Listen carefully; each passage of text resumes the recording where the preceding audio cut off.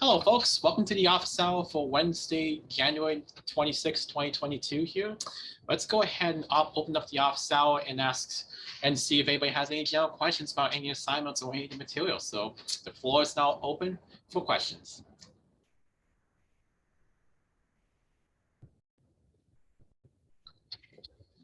I guess I'll start. Go for it.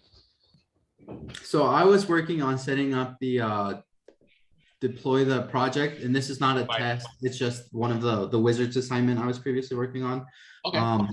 I did get stuck on one. Let me share my screen. Yeah, let's see what's go ahead and share and let's see what might be happening with your deployment here. Yeah, take your time here. So I got stuck in the part where we do the where we insert a code. However, I was trying to get that same kind of error back, but I can't seem to access my Flash project. I'm trying this command, but then it says Flash project, not a dictionary. So I'm not sure how to get back into the into this project to.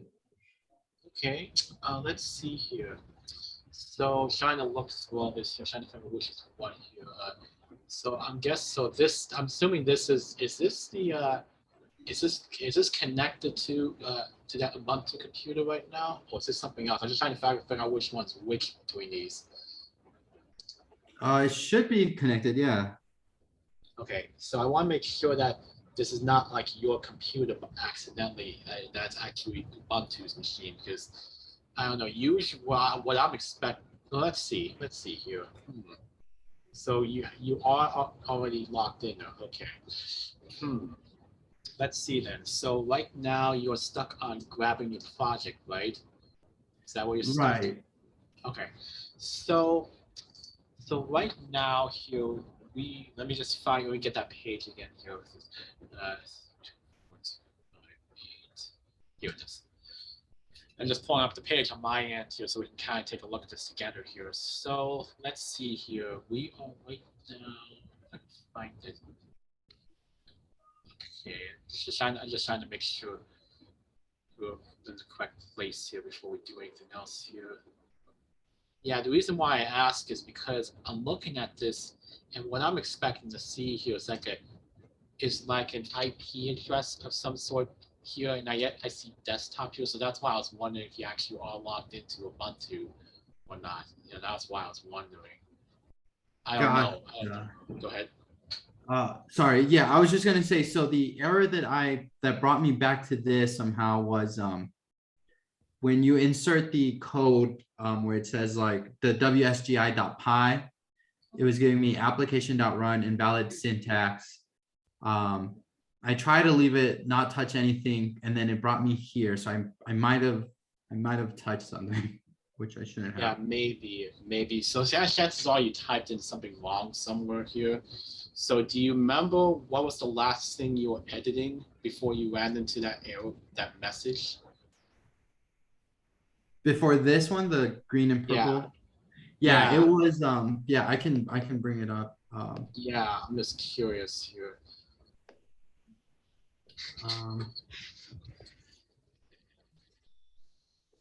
So this right here is the last thing that I added, and then it was like, oh, application.run invalid somehow.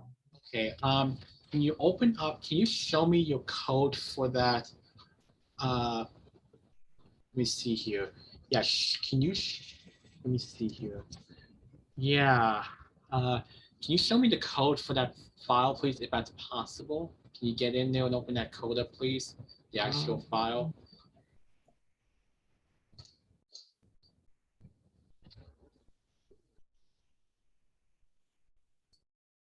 I don't think it's here. Okay, yeah, I can I can find it. I think I know where it's at. That way you can identify, because for all we know, it might just be a matter of a typo with some name somewhere, you know, for all we know. It could be, for all we know, a tab issue. So, Yeah, I'm curious as to what might be caused it. So yeah, syntax error usually means a copy paste, something went wrong. So usually it's like a tab or something, or there's an actual error when you type something in. Maybe I don't know. I'd have to find. Yeah, I'd have to see the file to identify it. So Yeah. but yeah, the wonders of deployment. Deployment can be very tricky because there's so many steps you have to get through here, and you miss one step, and it breaks all of a sudden. So you have to go very, very slowly when you try to deploy a project because like I said, one thing breaks, the whole thing breaks. Kind of, I guess that you could say the same thing about a project in general, where you have one little syntactical error somewhere, or one little misspelling somewhere, or not something's not named correctly, or anything like that. Boom, it falls apart faster than a Jenga tower falling down when the wrong pieces were moved. So yeah. Let's see. I couldn't find it. Okay. Okay. Yeah. All right. Can you scroll back up in that terminal, please? Actually, looking through this here, and yeah, a little more, please. A little more. A little more. Okay. So it's the same issue. So it looks like, yeah, I'm looking at this, and it looks like you're no longer connected to Ubuntu because you see, like in this, like for this example, you see how you have venv Ubuntu at IP and then some numbers after that. Mhm. That means you are logged into the remote computer on Oh. AWS. Right now, you're not. So that's probably why you can't find it because you're not actually logged in to the AWS machine right now. So you're going to have to relog back in, and then assume now that does make the assumption though that let me ask this: did you make the WSGI file in Ubuntu, or did you make it here on your computer and then push that? I think I made it on my computer and then push that. Okay. So what I can do just to not take too much time is I can reattempt to log in. That way somebody else can, Sure. while I do that. Yeah. Yeah, we can definitely. Yeah, that sounds like a plan there. Cool. Okay. Yeah. Hopefully you can find that file and we can take a look at it together. And chances are the chances are it's a typo somewhere. That's usually what's causing the problem. So, yeah.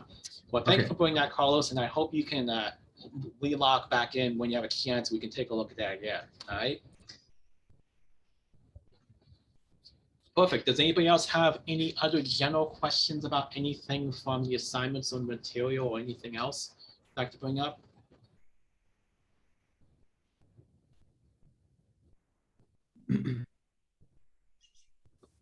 Going once, going twice. Sheldon has a question over in chat on how do Oh, you yes. validate radio buttons? Oh, yeah, I didn't see that. Thank you for pointing out. Yeah, I totally missed that. Thank you. Sorry about that. Yeah, I see it in chat. Thank you. How do you validate radio buttons? So, very good question, actually, Sheldon. So, do you have an example? Do you have an example with radio buttons that we can take a look at together? Otherwise, I can make up one quickly.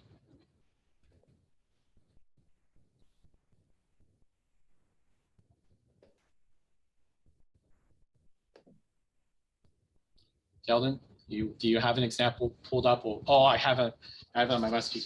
I said, okay.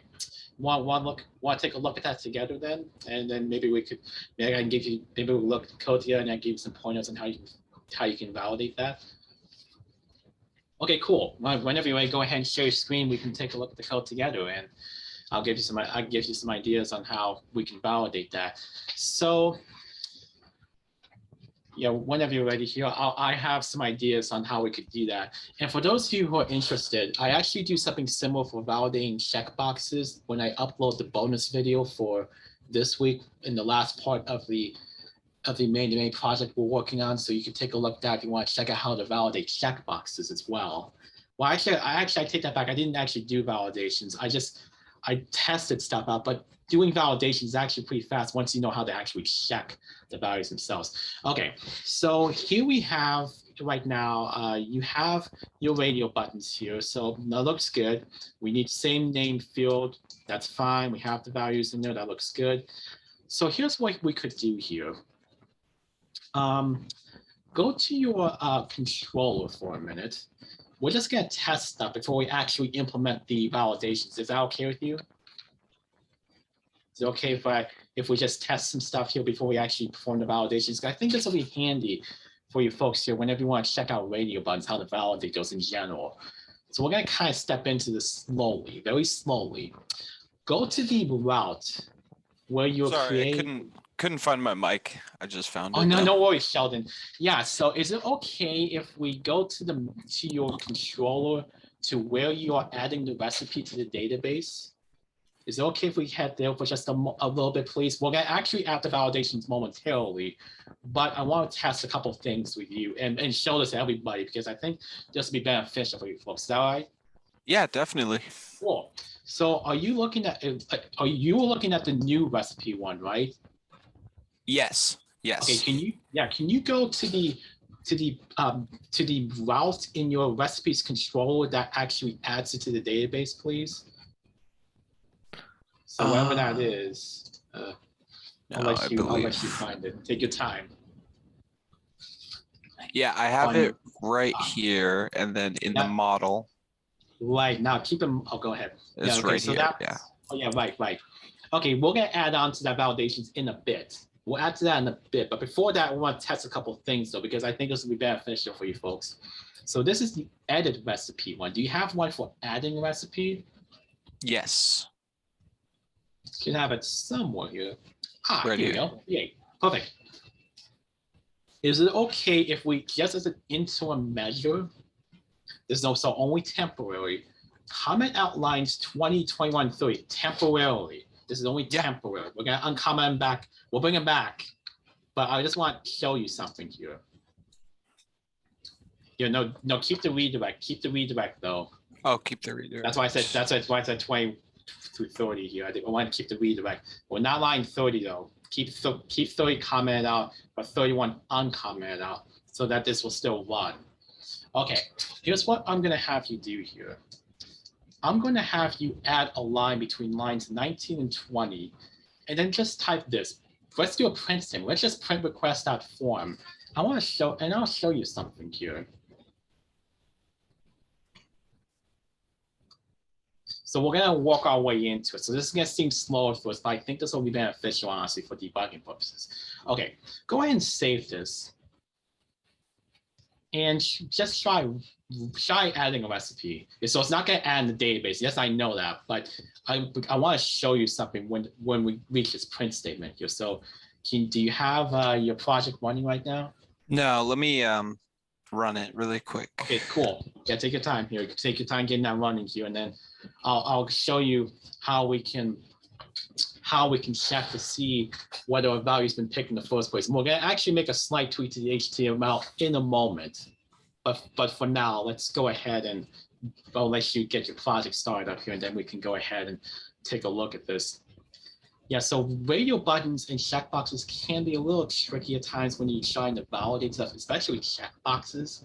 So yeah, I definitely would encourage you folks to just take a look at how you can implement checkboxes in my bonus video if you want to take a look at that. I added timestamps. I know I haven't shared the bonus video yet for this week, but I have a timestamp so that you don't want to sit through the entire main project. You just focus on one section on how to check, values. But yeah, let me know when you have your project running here, and then we can dive in. Oops.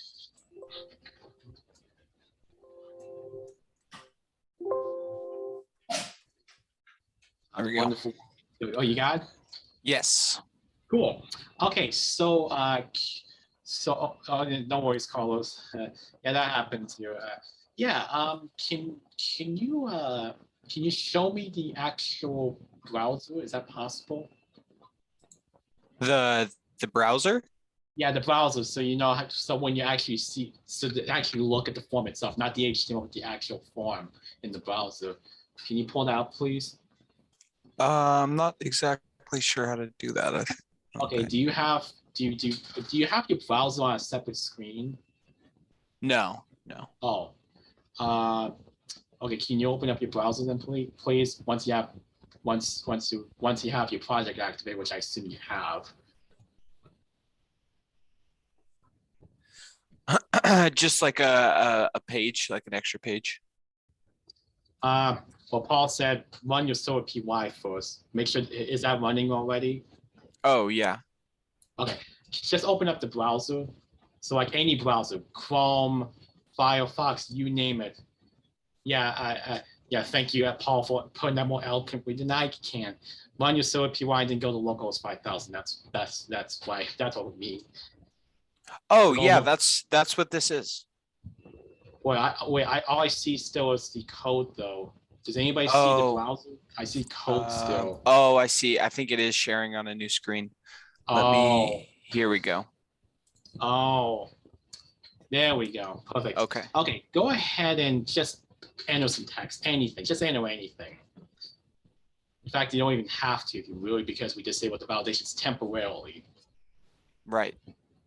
And I Okay. put this as checked already. Right, actually. and that's fine, but that's probably Okay. fine as it is. We're gonna do it with, and then we're gonna test it without a check in a minute, in just a minute. But go ahead and click create. It should take us back without saving the database, which is fine. Now go back to VS Code, or maybe not sorry VS Code, but actually show me your terminal, please. Can you show me a terminal, any terminal window? Uh-oh. Well, that's not going to help us because you're running on Git bash. So unfortunately, the output's not going to appear until after you quit the server. I'll tell you what, go ahead and quit your server then. Stop your server. And now I want to show you something here. So you see this immutable multi-dict deal here? So that is what you printed from request.form, right? So you might Right. recognize these things here, blah, blah, blah, blah. And Right. you might recognize this thing here, time yes, right? Yes. So that is the value from the checkbox because I'm sorry, from the radio button. So you have a name of time and a value of yes because that was the one that was picked, right? Right. Okay, now go ahead and restart your server. And then in your HTML, remove the checked option. So go back to your HTML here and get rid of the checked part so that none of them are selected. I mean, none of them. So we're going to Okay. try testing this without submitting, without checking anything, or without clicking a button, you know what I mean? Is it show? Oh, okay, here we go. Yeah, take your time here. Yeah, I still see, there we go. Okay, so go ahead, go back to create then. Okay, so just enter anything you want, but don't click yes or no. Don't click on either of them here. And then go ahead and just click, don't click, okay, yeah, click create. Okay, now quit your server again. Let's take a look at the output again. Oh, the okay. Okay, whenever you're ready here. So go back to terminal and just quit the server there. There we go. Okay, so now take a look at this. Name, description, instruction state, user's ID. Do you see anything for time? No. No. So whenever you do a radio button, you have to check to see if the name of that, if we have a value assigned to that field, and if nothing's clicked at all, we're not going to get a value. So now I can go ahead and answer your question how we can do validations here. So let's go back to your control. Yeah, go back to your control recipes py then. So yeah, the control recipes. Yeah. There we go. Okay, so go ahead now and uncomment everything else. Go ahead and bring them all back. So everything from lines 21 through 31. Oh, I meant those lines. Sorry, yeah, right, I meant those lines. Sorry. Yeah. Yeah. So if you want, so now what we can do here is let's go ahead and go to the validate recipe. Go back to validate recipe here in your here. Okay, perfect. So now what we can do here is we can actually check to see if the value of a field even exists. And one way we can do that is there's a method you can use called .get field name. So let me show you in the chat. I'm sorry, show you here on the screen. So what you could do here is you can call on this .get method. So in this case, it'll be this variable .get, and then whatever the name of that field is for the radio button here. And would that be inside of an if statement? Yeah, so you would have another if statement for this. Yeah. So if recipe .get, and then in your case, it was, I think, time, was it? Yes. So if you're wondering what will happen if nothing's there, let me explain what will happen here. I'm going to share a little link with you folks here in chat, if I could find it here. Yeah, I'll just share this link here. I'll share this link in the chat with you folks here. So if I could follow, wait, it's right here. What am I doing? Here we go. So I did share the link in chat here, and I'm gonna paste this link here as well, so that you can view it here. I know it's kind of in a bad spot, but that's okay. So this link here I just shared with you folks here. Basically, what happens is that what you have a dictionary here, and the .get method is used to grab the value of a key in a dictionary. So actually request.form is a dictionary here. So if what happens is that if you try to get the value of a key that doesn't exist, you get none. And so what you could do here is before I get in here, it's actually parentheses, not square brackets here. I know why you would think that.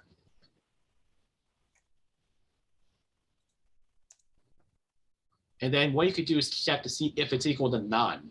So if it equals none, it means nothing's selected. So go ahead and type none. It has to be capital N, none. Remember how like true and false, none, or capitalized. Okay, and then you can enter whatever flash message you want, and then the is value equals false thing. So the reason why we went through all this rigmarole was because I wanted to show you all what happens if a radio button is clicked versus if it's not clicked at all. So that's why we went through this, because I think this is going to be really handy for you folks when you're debugging code and checking to see if you're getting values back from your form or not. So that's why printing statements is so nice. And there you go. And then just don't forget the is value equals false thing, and you're good to go. Yep. Perfect. Okay, you want to give it a try then and see what happens? Let's check it out. Is this showing the browser page? I don't. Yes, it is showing the browser page. Yep. Okay.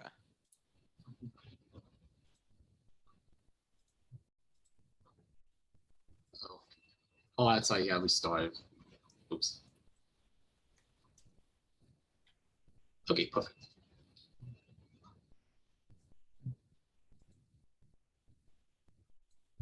Hey, there it is.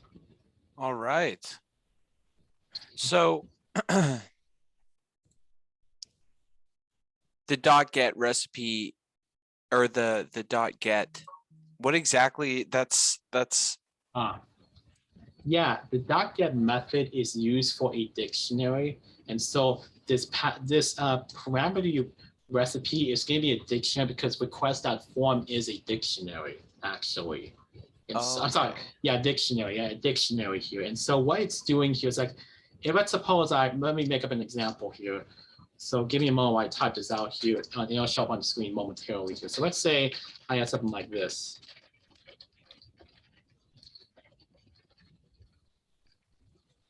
Here we go. If I did like x.get y here, well, actually, it won't make sense until I show this. So hang on one more moment.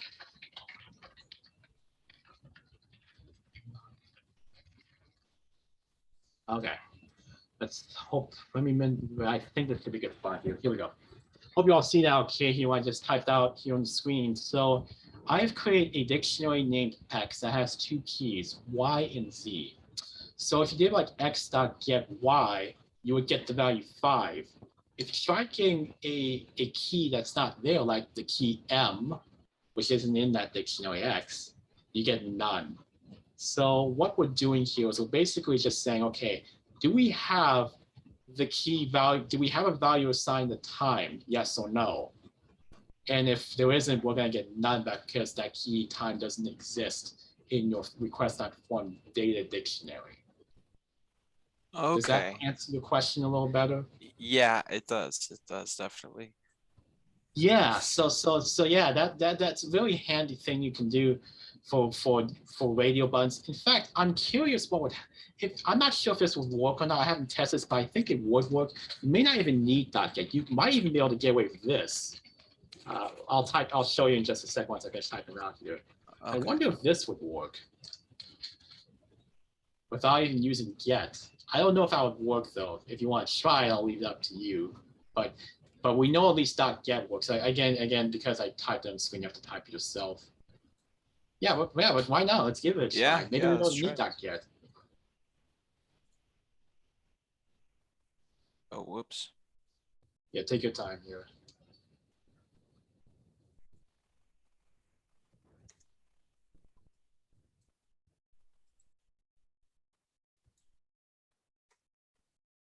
Cool. All right, let's give it a go whenever you're ready. Yeah, let's see what happens here. I don't know if this will work or not, but yeah, click it. No, but it doesn't work. It doesn't work, so it has to be .get. Well, at least now we know. Now we know it has to be .get. And it didn't hurt to try, right? You're right. For Yes. Yeah. for the edit recipe, I actually did Yeah. something a little bit differently. I left I put an if statement Go on. in there, and then what Ah. I was messing with where I was putting the if statement Right. but I left it not validated because it's always going to be checked. One of the boxes is always going to be checked. Yeah. So for the new recipe, I was confused on how you actually validate them. Yeah, so there's a couple ways we could do this so that we only do validations when it's new. One thing we could do here is, you know how the validations are going to be the same otherwise, other than the checkbox, other than the radio button, right? Right. So one thing you could do here is we could still write two static methods. One that checks every field except the radio button, and then we could just call on that static method in the other static method. I know that sounds a little confusing. I'm gonna explain what maybe it would help if I have like a blank screen here or something. Is it okay if I share a whiteboard for a minute? Yeah, of course. Okay. Yeah, I'll tell you what. Let me do that then. So this is gonna start sharing your screen. I'll show you what I have in mind here. So one thing you could do here is you could write like a static method here. Static method validate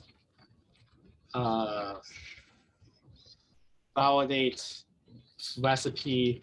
I don't know what I'm being kind of specific here. Minus time, I guess. I don't know. Form data. I mean, let me resize that so it looks a little cleaner. Here we go. So here you do your normal validations. You know, so if form data of something, whatever, you know what I mean? I'm not going to type that all out. Slash, blah, blah, blah. Is valid equals false. So that's going to remain the same here. You know, you'll be doing that for each of your fields here. And now here's where the twist comes in. Now check all fields plus the time radio button here. So what we could do here is we could still use a static method here and validate the entire recipe, I guess, or whatever you want to call it. I can't just type. So what you could do here is what we could do here first is, this is going to look a little weird, but you have to hang on for a moment here. A recipe minus time. maybe a better way to do this, but this is just being efficient here. That doesn't result to a lot of copy and pasting, you know what I mean? Okay, so let me explain. Well, actually, before I do, let me type one more line here, or a few more lines. Now, validate radio button. 2, 3, 4. If form data time. I can't type. Not yet. Actually, wait. What am I doing? Not yet.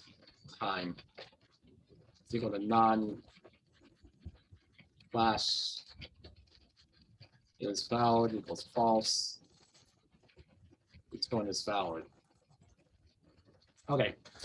So you might be looking at wondering, well, what's going on here? So let me point out a couple of things here.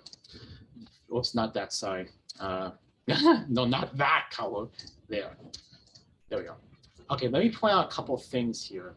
The first thing is that this static method would check every field except the checkbox. I mean, sorry, I keep saying checkbox, except the radio button here. And so that would be pretty standard, nothing out of the ordinary. Now, if you want to check when you want to add a recipe and you want to check everything at once, we can write a second static method, but now here's the twist. You see this line I'm pointing to here? And let me box that in to make that clear. See this entire line here is valid because the recipe.validate recipe minus time here. So what that line is doing is that it's going to, it starts off by calling, let me pick a good color. It starts off by calling this static method and then checking all the other fields first. And then once we check those fields here, then we can check the radio button. And then once we're done, we return if everything's okay. So that way you don't have to repeat code here. Does that make sense? I know it looks a little weird, but that's the general idea.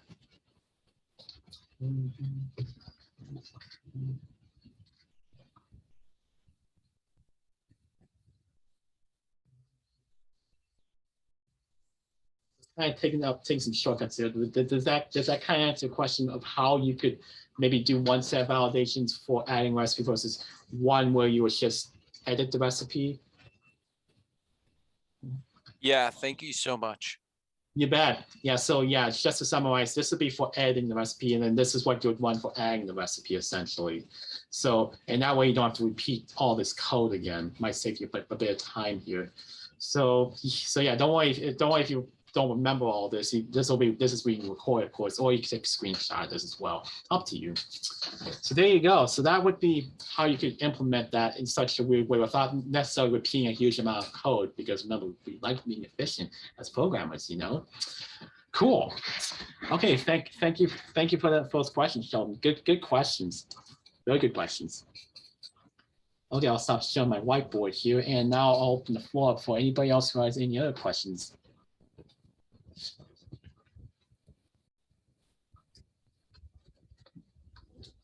Adrian, I was able to find that file.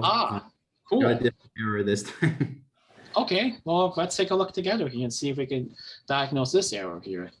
Whenever you're ready.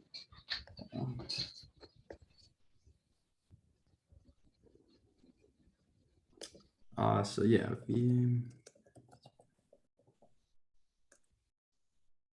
Okay. So this is where I stopped, where it started giving me that other error. I see. From server import app as application, there's the file name. I'm just trying to look at this very carefully without, squinting my eyes. Well, I'll tell you what, let me move this to the big screen here, which I normally don't use here because, well, if I use the big screen, I feel like you're all gonna be zooming in like this. What are you looking at here? I can't see that. So yeah, this looks better. Okay, perfect. All right, so let's see here. From server run app as application, if name is equal to main, I don't really see an immediate problem here in that sense. Interesting here. So it looks like it's okay here. I don't see anything wrong with that. So I see nothing wrong with the file itself. I do wonder, and this is what makes this infuriating here. I'm wondering if by chance it's misreading the spaces before the application as a tab. I don't know, but that might be what's causing. So I'll tell you what we'll do here. Okay, can you go to the, let's go ahead and delete those 4 spaces, just put and then add them back one at a time, just to verify, to make sure that looks okay, you know? Because who knows if something's is not typed correctly. All right, go ahead and yes, put the spaces back. Put tabs. So basically put the 4 spaces back. How do, it's not letting me space it. How do I space in? Oh. It says warning, changing a read-only file. So you have to actually go in and edit the file here. So in Vim here, this is where, hang on here. This is why my memory is terrible. I was, let me see. I wasn't in the insert mode. That was my bad. Oh yeah, that's what I was about to say. How we gotta get back to insert mode, right? Okay, so now the spaces will. Oh, well, actually, I didn't see. Did the spaces come back by itself, or did you add them back? Oh no, I added them. Okay, cool. Okay, so yeah. Make sure those spaces, just in case. Now, no tabbing. Yep, spaces. I'm not claiming that's what. I'm sorry. What was that? Yeah, no tab, just space. Okay, I know. There's like an extra line at the bottom here. I think delete. Go ahead and press delete. Or backspace. Okay, cool. That looks better, a little better. Can you just go up 1 line? So let's go to the second line and let's make sure that there's no extra characters after the colon at the end here. So yeah, okay. Yeah. Nothing extra there. Okay, cool. Same with the first line. I'm just trying to make sure we don't have any extra spaces that are ruining our lives, you know? Okay, looks good. Okay, looks fine then. Let's go back to the second line. I want to make sure that those are underscores and not like a special character that could screw things up here. So we'll just go slowly. Okay, good. Looks fine. Okay, go ahead and put them back because they should be there. Okay, cool. Okay, so it looks like then they all are underscores as it should be. So 2 underscores each, not like one big one. Okay. Yep. Looks like we're fine then. Okay, so I don't see anything wrong here. I don't think anything's spelled incorrectly. You have from server, that's basically referring to your server py file. Import the app variable, and then we'll just rename it as something else here. That's all. I see nothing wrong with that. So let's go ahead and save and get out of that file. For all we know, the file might just be in the wrong place. I don't know, but let's see.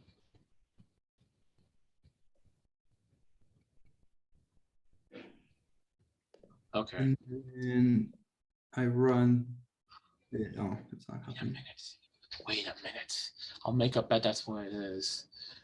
Can you do an ls in Ubuntu, please?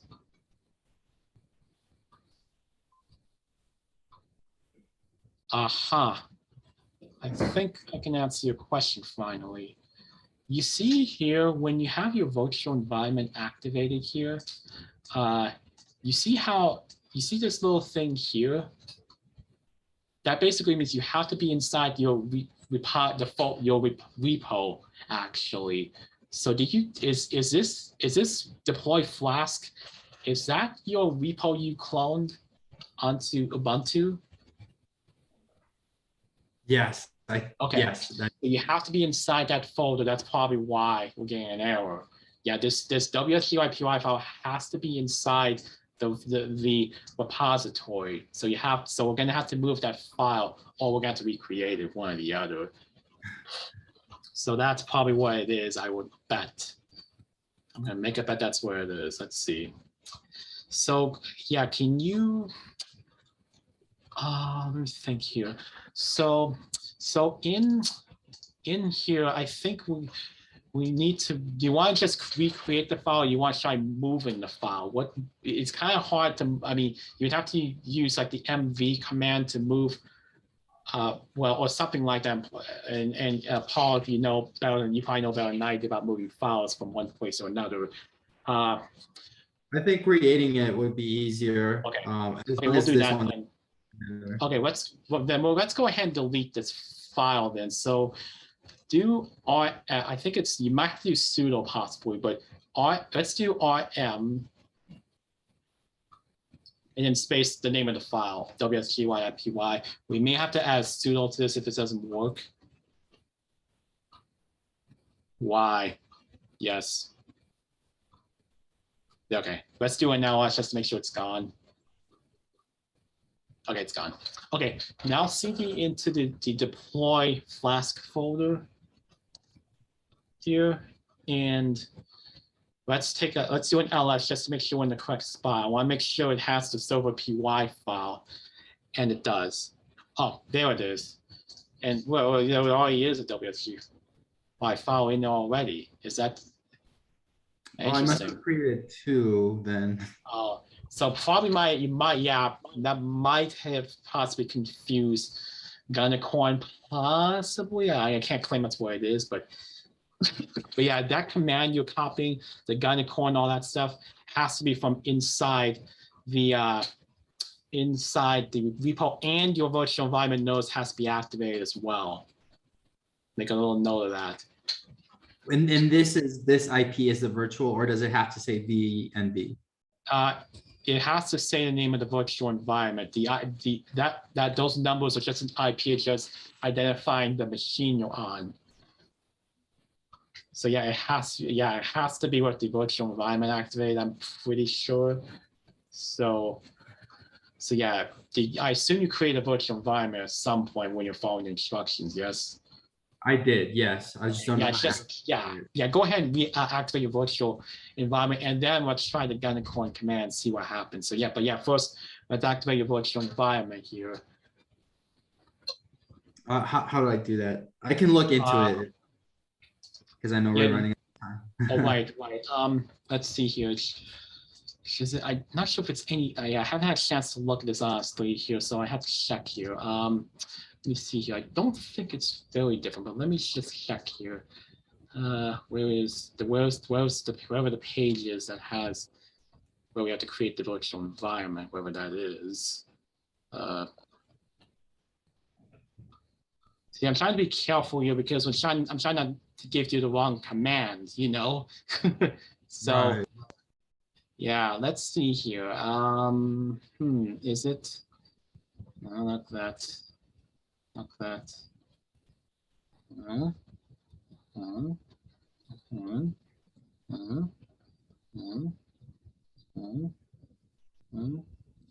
Yeah, so yeah, you're right. It has to be fun. Yeah, yeah, to get in, yeah, it's in server configuration. So if you scroll down towards the bottom, to where it says virtual environment, install the necessary Python modules here. Yeah, it's a little farther down than that. A little farther down. Here we are. Okay, so because you've already created the virtual environment, you don't need that first command again, which is what creates it in the first place. So it's the answer to your question, it's source all that, assuming you have a VENV folder, of course, which I believe you have. Yes, you do. Yeah, you have it here. Okay, cool. So yeah, the answer is source and then all that stuff.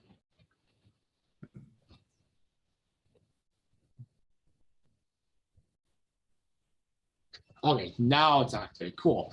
Now let's go ahead and try Gunnicorn and see what happens.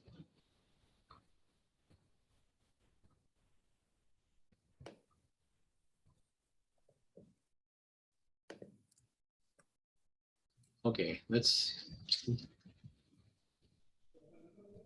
Uh-oh. Not what we want to see. Uh-oh, we have a problem here because we're getting error messages.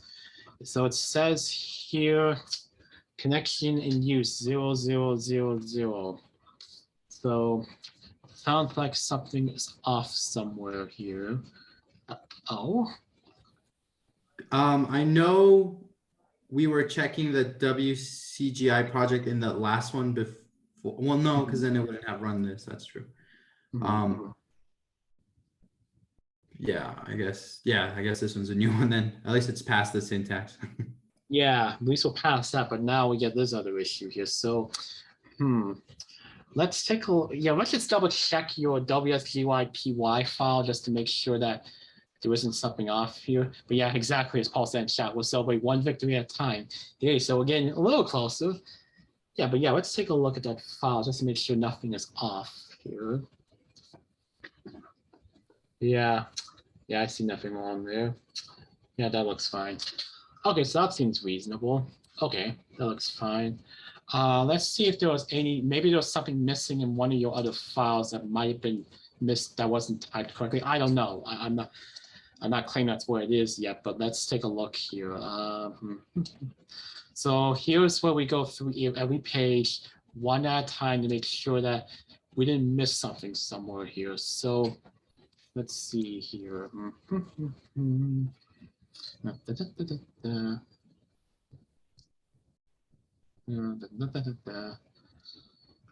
going through the instructions just quickly on the platform just to make sure maybe we didn't maybe something wasn't that we didn't miss something by accident here. Maybe we forgot a line or two somewhere, which for all we know could be all it is. I don't know, but let's see. What would be causing this error here? Yeah,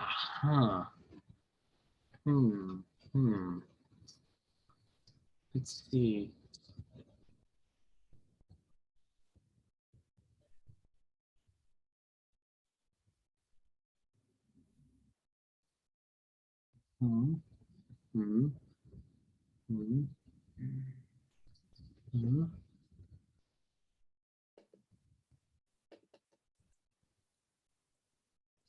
Let's see.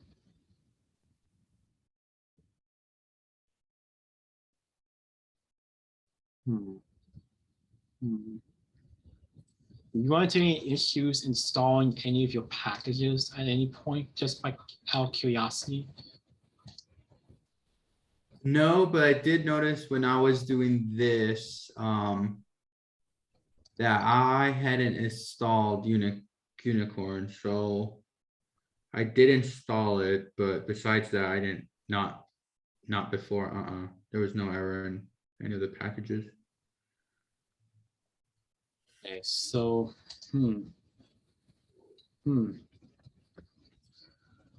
I'm sorry, what'd you say? You said no problems installing packages. What'd you say before that? Sorry, just make sure I focus on two things at once here. No worries, that when I tried to run Unicorn, it said that I hadn't installed the package, but I did it right as we, Oh, so, but besides that, all the other packages, because I can go back, when I first started, none of them gave error, but.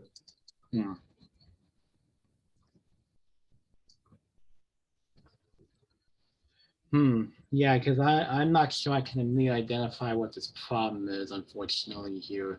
So, yeah, there's probably a package that's not quite, that might not be installed correctly for all you know, or maybe was installed at the wrong time or wrong location. I don't know, but that's probably all I can immediately think of here, because I can't immediately see what the issue is with this. It would take a lot of debugging here to identify this particular problem here. So, Could I ask, I know like if you're going for the black belt, you're supposed to finish like the project in 5 hours and all that.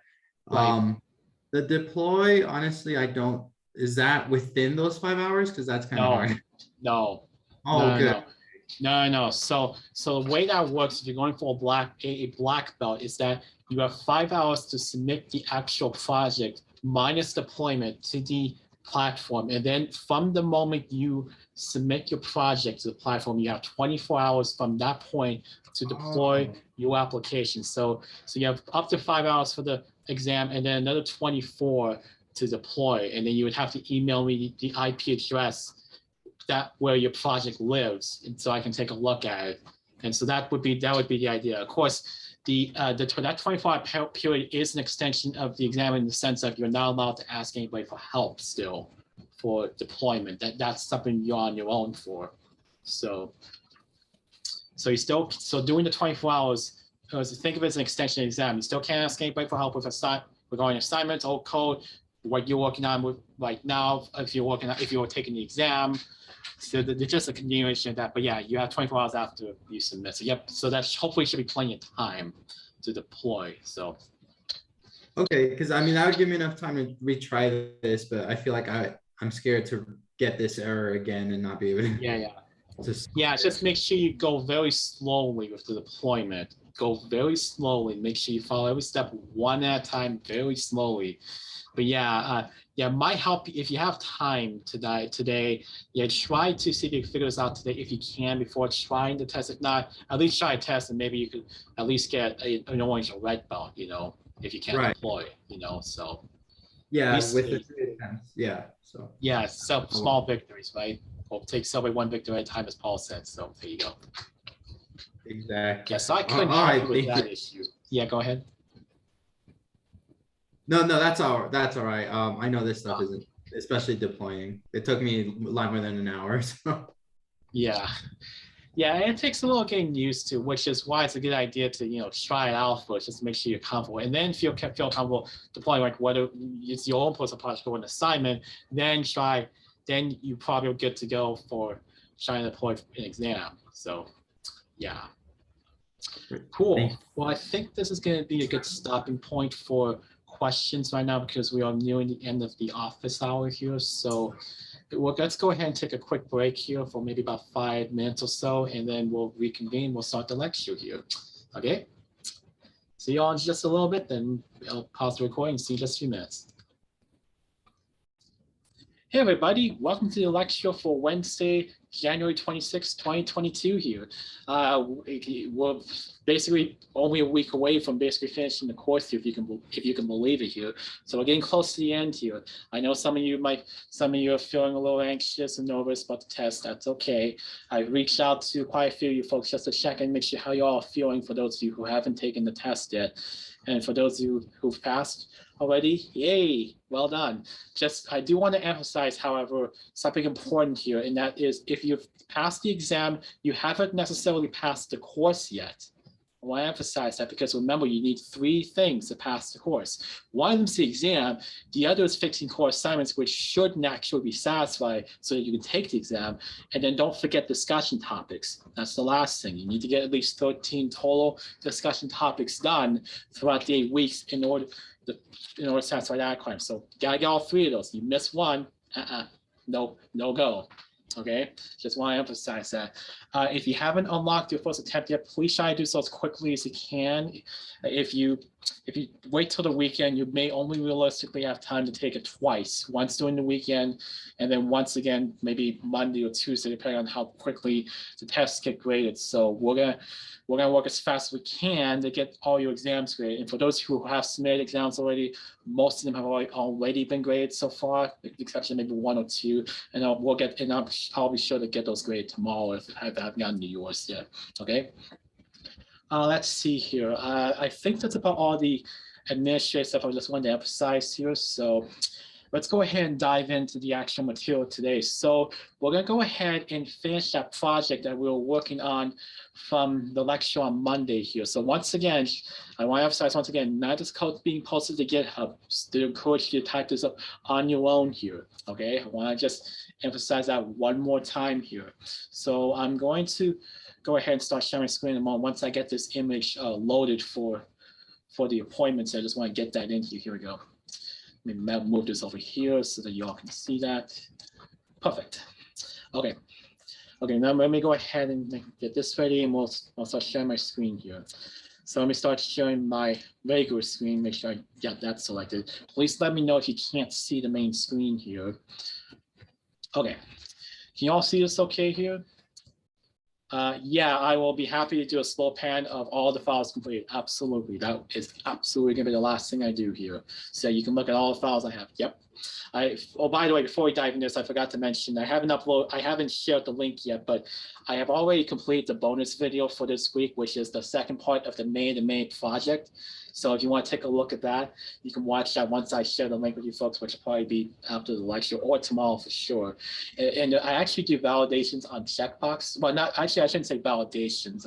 I show you how to check to see if values are selected with checkboxes in a sense, so you can kind of take a look at that in your own time. And the off cell, for those who just came in here, we actually went over validating radio buttons. So I'll be sure to bookmark that so y'all can look at that if you're curious. Okay. For that out there, and now we can get started. This. Let me know if you can't see this. So right now you should be looking at the wireframe that basically represents the project we're working on here. So we are working on this appointments project again as a reminder here. And right now we have the log administration already done. I think we have basically got this done, except we haven't tested it yet. So let's go ahead and finish that up here by making sure that this thing works here.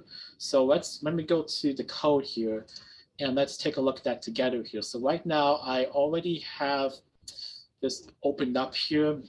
So right now we've got most of this built up, but not all of it. So at the end of Monday's lecture, I know kind of ran a bit over Monday, but late Monday, we focus on validating the appointment itself here, including the feature where it has to be a future date. I showed you how to do that there at the end of the lecture here. So if you want to take a quick look here, I did that down here at the bottom here, where we had to import something from the datetime module at the top up here in line 3 here, if you're curious. But again, I'll show you all this code when we're done here. So hang tight. All right, anyway, so we got the validations working. I think we would test that now, it's working. And now today, we're going to focus on, we're going to start off by finishing this thing. So we have to actually write the method that's going to save this in our database here. We haven't actually done that yet. We've just done the validation, but we haven't saved yet. So let's see if we've written that out yet. Yes, we have, okay. Let me minimize the video for just a sec here. Toggle word wrap so y'all can look at that. So it's already in here. And this is the query here we're going to have here. So we have the name of the task, the date of the task, the status, which is pending, done, or whatever the other one was, which was pending, done, or missed. Yep, right. And then we need to know who created the appointment. So that's why we need this other column user ID here. So we need all those things here. Okay, so we just have to call on this method here to actually add the appointment to the database. So did we import that here though? Yes, we have. We already imported the file. Okay, cool. So that means we're going to go to the file name is appointment, and then we're going to call in the appointment class, and then we're going to add the appointment, and we need to be a little careful here because we need to specify the actual data we need here. So we need a data dictionary here of some sort. So let's see, what we need again? We needed a task. Well, let me just copy these 4 things down here. Put them in here. So those are the 4 fields again: task, date, status, user ID. I'm going to change all of these here to quotation marks, and I'll delete those. There we go. Get rid of all those, change those, put those here. Oops, here we go. Okay. So the task is going to be, so the first 3 fields are going to be from the form. And just to show you once again the form quickly, here's our form where we have these 3 fields called task, date, and status here. So we need those 3 things here. So request that form, task. I'll just copy and paste this to save ourselves some time here. And there we go. Date and status here. And then the ID of the user is the one who's logged in right now. So you don't use request.form here. You use the ID of the user who's in session. So don't forget this. Don't forget this when adding. Don't forget the ID of the person's making it, because we're linking this appointment to the person who's logged in, who's creating it. We need that here. So that comes from session, not from your form, okay? So we'll pass that data dictionary in here, and let's just double check to make sure that there's nothing missing here. We pass the data dictionary here, we bring it in here. I think it's time to try it out. So let's go ahead and test this out. But before we do that, actually, let me go ahead and open up the model file itself. I was just playing around earlier with advanced queries. Which one was it? It was the appointment schema, this one. Yes, here we go. Just as a quick reminder of what this looks like. Here's our diagram again. Just a quick reminder, just to show you what we have from Monday here. We've already built this out. We shouldn't have to do anything extra here. Okay, so this was in the test lecture schema here. So I gotta find it. Test lecture schema, this one. There we go. Close. Well, I'll leave those actually. Let's see. Let me just run these two things. So there's no appointments yet. I think when we have like 1 or 2 people here, okay, cool. All right, so now let's go ahead and start this project up here. So we got to do pip env shell. We've already installed all the stuff from Monday here, so we don't have to install anything again. There we go. And now we'll run our server and let's see what happens. Okay. Perfect. Now let's go ahead and go, I think, refresh. Okay, cool. All right, so now let's go ahead and log in quickly here. I think I already tested the validations for login and registrations. We don't test them again. Okay, so no, we'll add new appointment. And now let's click on add first, just to make sure. Yeah, again, size is kind of hard to see. I forgot to change the background color. That's not hard to do. But yeah, anyway, it says date must be in, task must not be empty. So by default, there's going to be one of these selected here. So I don't think there's going to be a need to display a message for status unless we have like an empty option. But as it is, I think this is fine as it is. So let's just add a task here. Let's say clean house, and let's do it. Let's do it tomorrow. Do it 27th, and we'll say it's pending. We'll click on add. Now, right now, there's nothing here yet because we haven't built that out yet. We're going to list all the appointments here. We'll do that in a little bit. But first, however, it's a good idea to check to make sure that it actually saved in the database. And that's why I opened up MySQL Workbench here. So let's go ahead and open up the appointments table. And let's just click this and let's see if it's added. Created, updated, clean house, pending, pull link ID 1. That's me. That's the person who's logged in, which is Adrian. The date's in there. Looks good. Perfect. So everything looks like it's in here so far. So it looks like the adding feature is working fine and the validation seems to be working okay. Does anyone have any questions about how we added this stuff or anything regarding setup or anything of the sort here before we move on to showing all the appointments?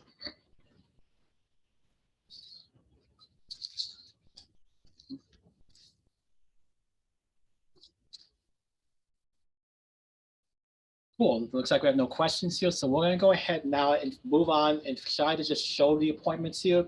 So going back to the wireframe here, we need to show all these appointments here. There is a bit of a twist this time in that we have to also have a second table for past appointments. We'll deal with that later. We'll come back to that later. I'm going to save that for later if that's okay with you folks. Right now, I'm just going to show all the appointments in one table just to get us started, regardless of the status, because I think that's a little more straightforward. Trying to split this up into 2 tables can get a little complicated, and I actually had to do something like that in the main video for this week when I shared that with you folks. So right now, we'll just focus on this for now, showing the appointments just for the moment. So we need to grab the appointments here. So let's go back to VS Code here, and I don't think we've written that out yet. So let's see here. Add an appointment. This thing is now done. Point to the database, that's done. Now we need to build this out more. So that means we have to grab the appointments here. So let's go ahead and go into our model here. And let's see here. This is done. This is done. Got the add to work successfully. We're going to now view all, well, I'm going to just show all the appointments here actually. So I'm going to call us 3C. So I'm going to kind of go side out of order here. View all appointments, or grab all, I'll just say grab all appointments here. So let's go ahead and do that now here. So most of your methods are going to be class methods here in your model file, unless you are validating, that's going to be a static method. So just keep that in mind. So let's just say grab all appointments here. call it whatever you want here. Don't forget CLS to start here. So let me ask you folks, what would be the query? What would the query be to grab all the appointments from the database? And I'll show you the diagram again, just to help you out. How would we grab all the appointments again?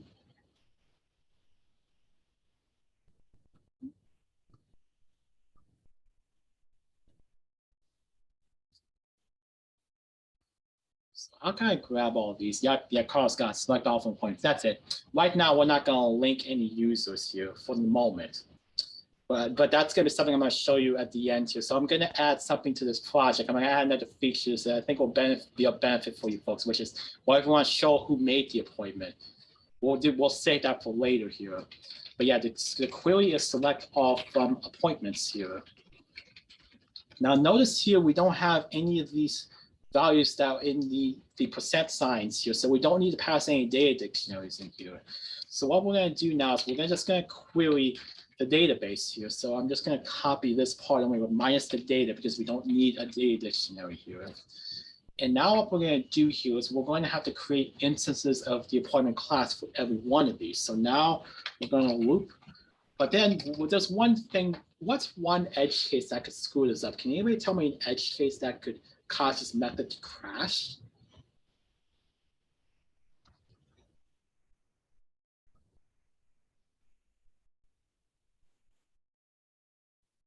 Like if you're grabbing the appointments, could there be a scenario where this application could crash if you're not careful? And Alex got it. Alex got it. Well done. What if there are no appointments? So what we could do here, this is the edge case you have to worry about. If there are no appointments, the variable result is an empty list. So what we could do here is we could just do, if the number of rows we get back, in other words, the number of dictionaries in this list is 0, there's nothing to return. Really to return other than an empty list. So we'll just return this and be done with it, you know. A good edge case to think about, you know. Think about adding some kind of logic for these nasty edge cases. So I'll add this in here. Edge case, no appointments. And that could become very important. And there'll be some cases where your application will crash because you forgot to account for that. So be careful. Now that if we reach this, if we go past this point, the if statement's false, that means we have at least one appointment in our database. So now we can go ahead and loop through them. So I'm going to make it a variable. So all appointments spell equals this. So this is going to be a list of appointments. Note the capitalization here.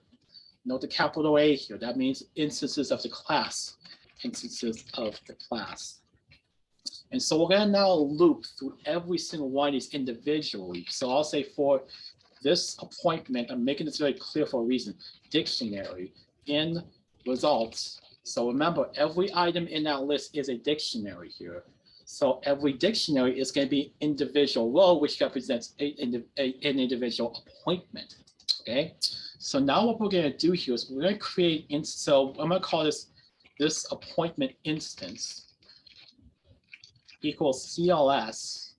So remember, if you use CLS of parentheses, that means create an instance of the class you're in right now. So I'm just going to pass this dictionary in here because there's nothing really extra we need to do here at this moment here. So we're not linking anything at the moment. That we're going to save that for when we link appointments and users. We'll do that later.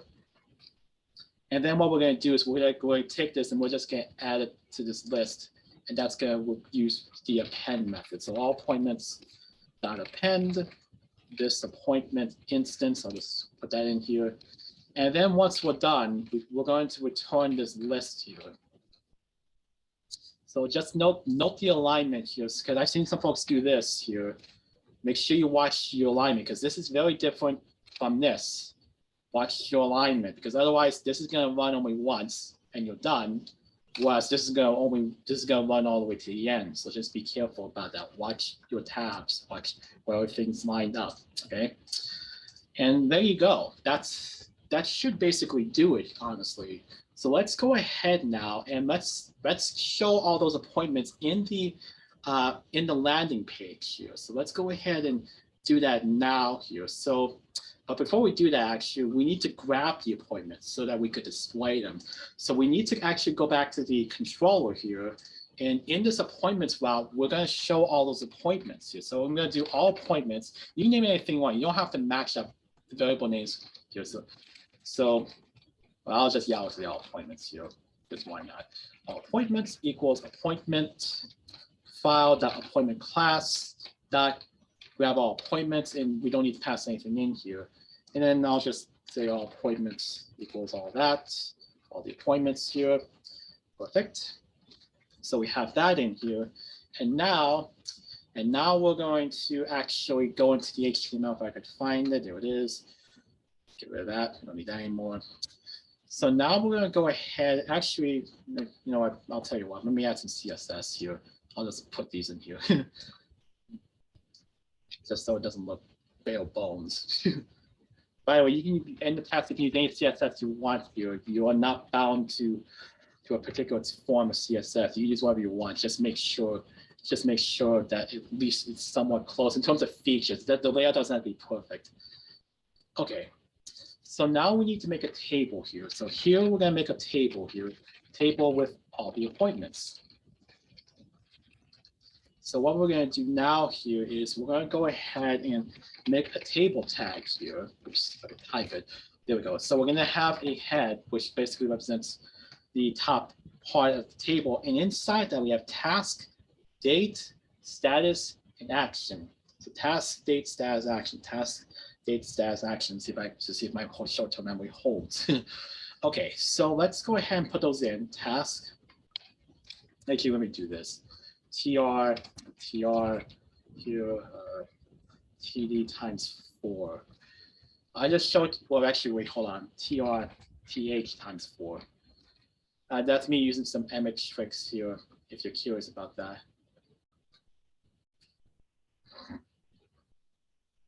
Let's see here. Was 45 in the right space here? What was that? What was the question about line 45? Was it in here? I'm sorry, I didn't see that till now. Was it? Oh, this thing. Oh, right. Yeah, this line. I was intentionally doing this to show you how they're so different. That's all. Okay. All right. So, okay. They're the short-term memory test. Task, date, status, action. Task, date, status, action. Task. Oops. Date, status, action. Perfect. Actions, I should say. Okay. Then let's do a T body here. Now inside the T body is where your loop's gonna go, because the rest of the table is gonna depend on how many entries we have in the database here. And so we're gonna need to loop through each of them one at a time. And so what we're gonna do here is we're gonna do for whatever you want to call this appointment, I guess, and now we have to pay attention to what variable names we can pass that have been passed into the file. So in the, let me scroll up here. In this HTML file, we have been passed two variables, this user and all appointments. So stuff to the left-hand side, the equal sign here. So in this case, it's all appointments here. So this could be all appointments here. This, and for let me put those back since those seem to want to disappear for whatever reason. There we go. Okay, so inside here we're gonna make some TR tags here, and then in here we'll do like a set of 4 TD tags. There we go. And then we'll just do this appointment dot task. What's it called? Task. And let me just make sure here. Well, I'll change it in a moment here. You know what I'm going to do? I'm going to copy and paste this to save time. Here, 1, 2, 3, and I'm going to leave the other one alone for the moment. Date, status. What's it called? Task, date, and status. Let me just verify in the init method. Task, date, status. Okay, yep. Okay. Let's save this. And now let's refresh the page and let's hope this still runs. Let's find out. Hey, look at that. Clean house, there's the date. Again, the table is not the best here. You can add your own CSS to this accordingly. I don't want to spend an hour fixing that. But yeah, so there it is. There is the appointment. And I'll just add another one just to demonstrate for good measure here. So let's say see doctor. And I'm going to do that. let's say I'm going to do that on February 1st, I don't know. And let's say pending, I'll just click add. And now we have both of those in there. Cool. So it looks like that feature is working okay here. So again, we're gonna worry about separating the tables at the end here. We're gonna save that for the end here. But right now, it looks like we can show our tables okay. We're gonna implement these in a bit here, so hang tight. Anybody have any questions on how we managed to show all those appointments or grab them?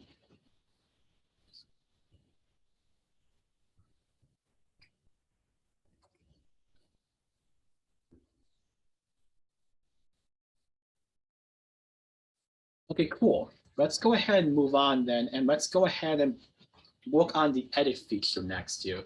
And I know some of you have questions about placeholders. I'm going to answer that right now, actually. So so get ready here. So I pointed them out. I meant this one, but you get the idea. Okay. So let's now work on the edit feature here. So the edit feature and the add feature are pretty similar. So a lot of it's copy and pasting. You just have to make sure you change the correct stuff, however, because if you miss one little thing, the whole application could break here. So let's be a little careful here. So, but first thing I'm going to do here is I'm going to copy this entire file also and just paste it in. I'm going to rename it here. Rename this thing here. Because basically the add edit pages are usually mostly the same except for a few important differences. So instead of add appointment, I'm going to call this an edit appointment here. And I'll change this thing here to edit appointment here. Okay. And now this is where things are getting a little interesting here.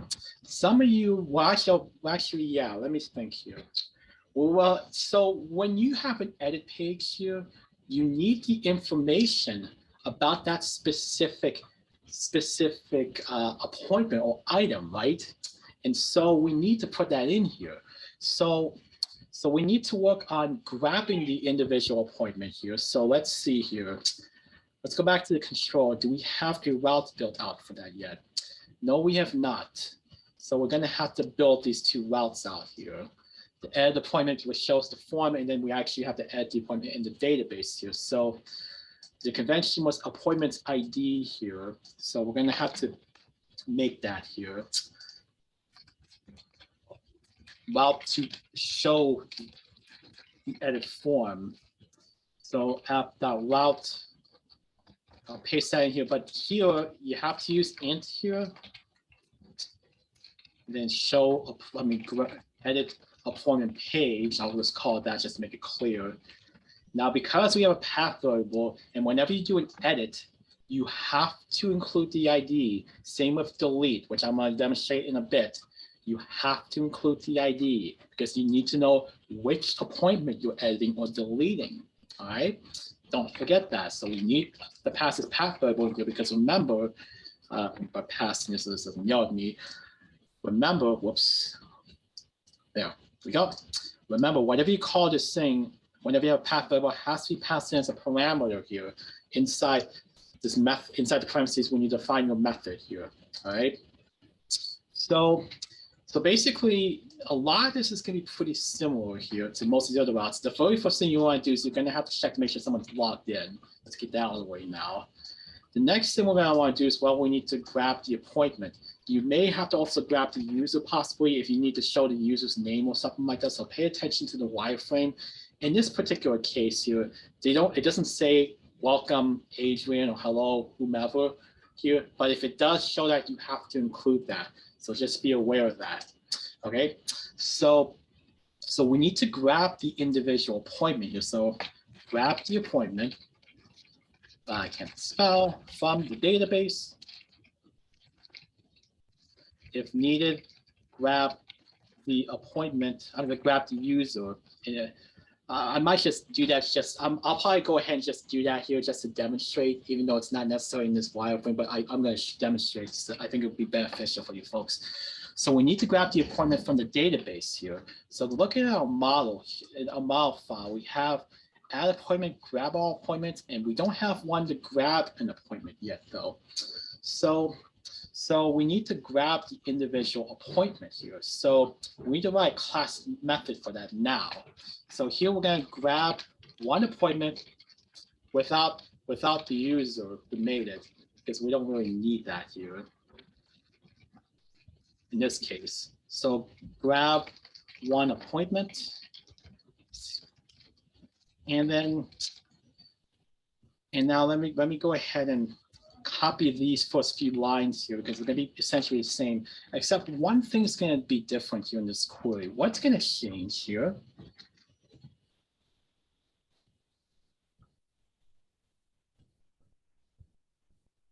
So when we grab one appointment, what do we need to change in that query? Yep, Amy, Alex, you both got it. So well done. So it is will ID equals like the ID of the appointment here. Remember, it's the ID of the appointment, not the ID of the user. Don't mix these up. Yeah. So because we have to put a value in here, we need to pass in the data dictionary here as a parameter, and also as an argument here in your query DB method. So you need both of those. And now we basically check to see if we have an appointment. If we don't, we're just going to return something that's empty. Otherwise, if we reach this point, we do have an appointment. And in this particular case, this should be too crazy here. We could just do a return, and then we're going to do CLS, so create an instance of the class results. But is that enough, or do we need to add one more thing to this? Is this enough? Is this going to do it for us, or are we going to get? Do we need to do one little thing here? Is that enough here?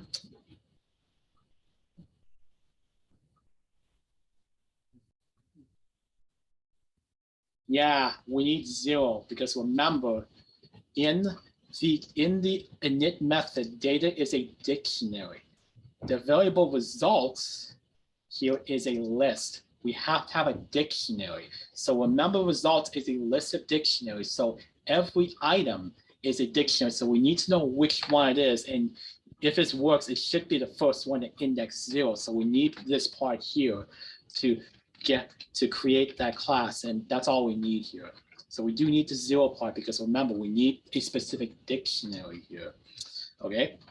So now that we have that, let's go ahead and basically grab the appointment here and put it in the ed form. So now let's go back here. I'll say this appointment equals appointment dot capital A appointment class dot grab one appointment, and we do need a data dictionary here, so we have to define that here. So data data equals ID, and here remember this this parameter ID is referring to the ID of the appointment here. So I'll put this in here, and then we'll just pass that in, and that's all we need. Now, if you want to grab the user as well, you have to make a second dictionary here. So I'm gonna call this user data, but here instead of ID here, this is gonna be the ID of the person in session. So be careful here. Make sure you know what ID you're giving to each of these methods here. Okay, this is the ID of an appointment. This is the ID of a user. Don't mix these up. I've seen a lot of people do that. Question is, would this code still run without what specifically? Like this part, or what do you mean without it? Oh, you'll get an error. No, you're gonna 100% get an error message, because then it's gonna be searching for. It's going to literally search for something called ID, and you have a list. And the only thing that you grab from a list is a numerical index. So you can't say list of a string index, like list of ID. You can only do list of 0, list of 1, list of 2. You can't use a string to refer to a value. So we need the 0 here because we need to get a dictionary. So yeah, it would not run if you don't include that. So be careful about that.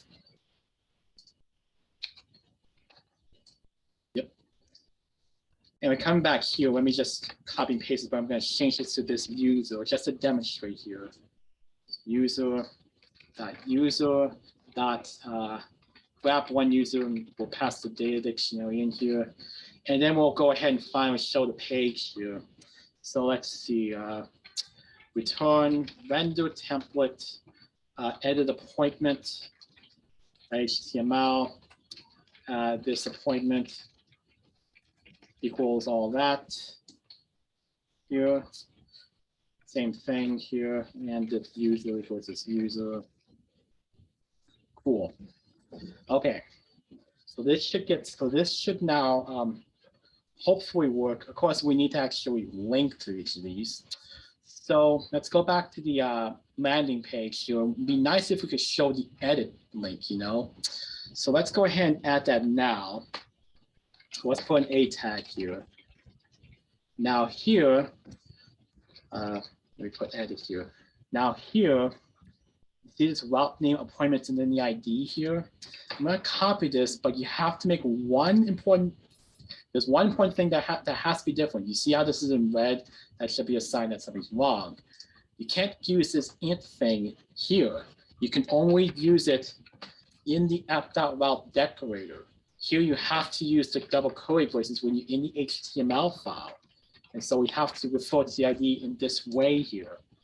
And now let's see if this works so far. Let's just see if the link showed up. Well, there they are. And hopefully you'll see in the bottom left corner, you see how it says localhost 5,000 appointments and then the number. So that seems to be a good sign. Let's click on one of these. Oh, wait a minute. Where's the data, right? Where's the data for this, huh? So we gotta fill that in, don't we? Wouldn't that be nice? Well, now let's go ahead and fill this in and pre-populate this. And now this is where I'm gonna demonstrate the difference between placeholder and value, because they're two very different things here. So going back to the edit HTML here, edit appointment HTML here, what I'm going to do to demonstrate here is I'm going to add value here, and this is going to put in the actual value inside the text box here, or whatever the input field is. So in this case, it's this appointment dot task. Now watch what happens here when I refresh this. Now it says clean house, which is the same thing as you've seen before. I'll change this in a moment, in a moment. So now it fills in. Now let me show you what happens if you try doing a placeholder. And so if you try doing placeholder instead, well, take a look at this. Let me refresh. Do you notice how this color changed slightly? It's changed from black to this gray color here. That means it might look like it's entered, but it isn't. It's actually not entered in it. Why is that? Well, let me show you what happens. A placeholder basically displays the value if the actual input field is empty itself. So watch what happens when I enter even one character in this field. You see how clean house just disappeared? And now the actual value in this field is the number 2. Or I could type hello, you know, now the value of that field is hello once we send it off, of course. So you shouldn't use placeholder here because it's not actually putting the value in. It disappears when you start typing text here. So don't use placeholder. I wouldn't recommend that. So instead, you should use value here. If you want to use a placeholder, placeholder is useful for maybe putting some instructions in, like here, for example, put a name, fill the task in, like that, without the curly braces. Let me toggle word wrap here so you all can look at this better. Okay. So let me save this and let's run this and I'll show you here. Let me refresh this. Okay, notice how now we can select this. So the text is already entered for us. If I were to delete this, now you see the placeholder text fill the task in. And so when you start typing text here again, it disappears. Hello there, you know? So that's the difference between placeholder and value. You should use value. Placeholder will only show that text when the actual input field is empty, okay? You should use placeholder for instructions, honestly, really more than anything. And so you should use value for actually putting the actual value in there. Okay? Any questions about that?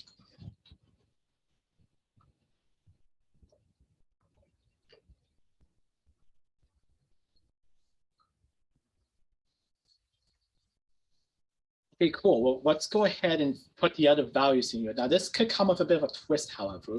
Let's find out. Let's put these in. So for date, this might not work the way you expect it to, actually. Let's find out. And as for this, wouldn't it be nice if the option was already selected, you know? Wouldn't that be nice if we could do that? So that it doesn't just go to pending or missed or done by default. We want it to go to the actual value here. Some of you might think, well, gee, I'll just put selected here. But then it's always going to select one of the options by default. Huh? Probably not what you want. Wouldn't it be nice if we could just have that actual option selected here? So we don't have to pick it ourselves if we don't want to change it. So like, let me show you what I mean here. Let me go back to the database here. Let's see. Here we go. Let me put this in here. You see how it says pending in both of these here? It should still say pending. Like, what if one of these was done? It should say done. It should already be selected. Wouldn't it be nice if we could keep that selected? So this is where it gets a little tricky here. So we need to put the selected word in, but only if that was the option that was found in the database here. So this is going to look kind of unwieldy, folks, but you'll have to hang in here. We're going to have to do a series of if statements for each of these. So I'll show you what I mean by that. If this appointment dot, what was it again? Status is equal to pending here. And again, I know this looks a little unwieldy, so you have to hang in here.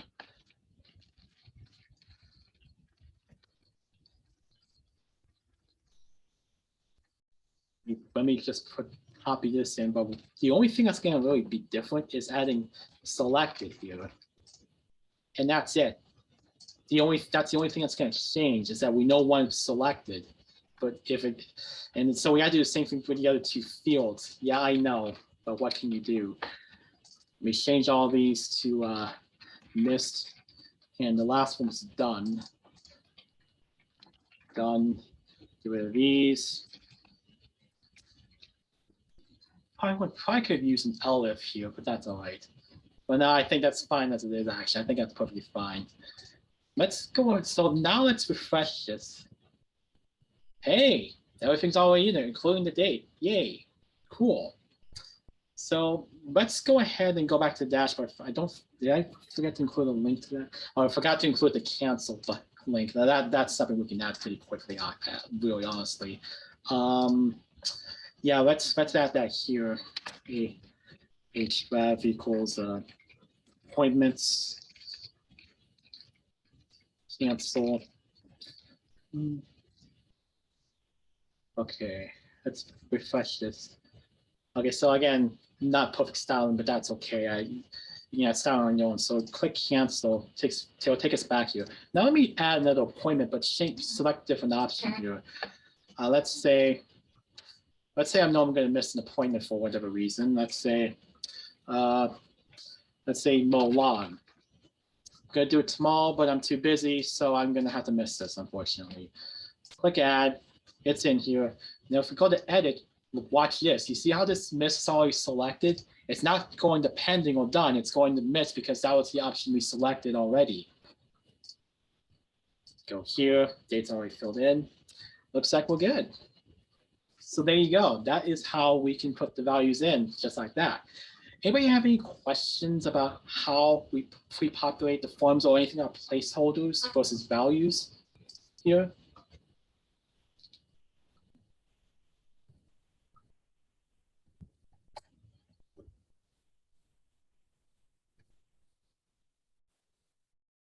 Cool. Yeah, so now the edit page is done, the add page is done, done, and done. And now we just have to add like the delete feature here.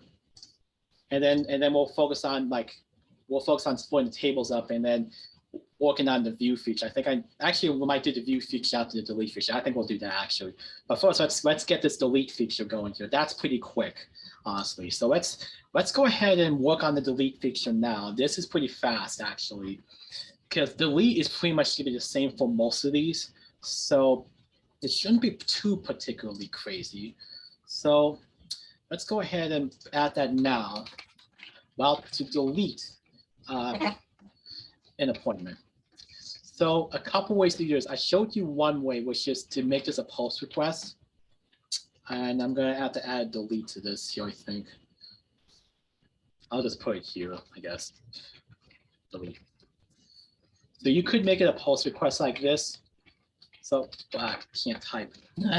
Can't type like that. You can make a post request, or you can check to see if someone's logged in.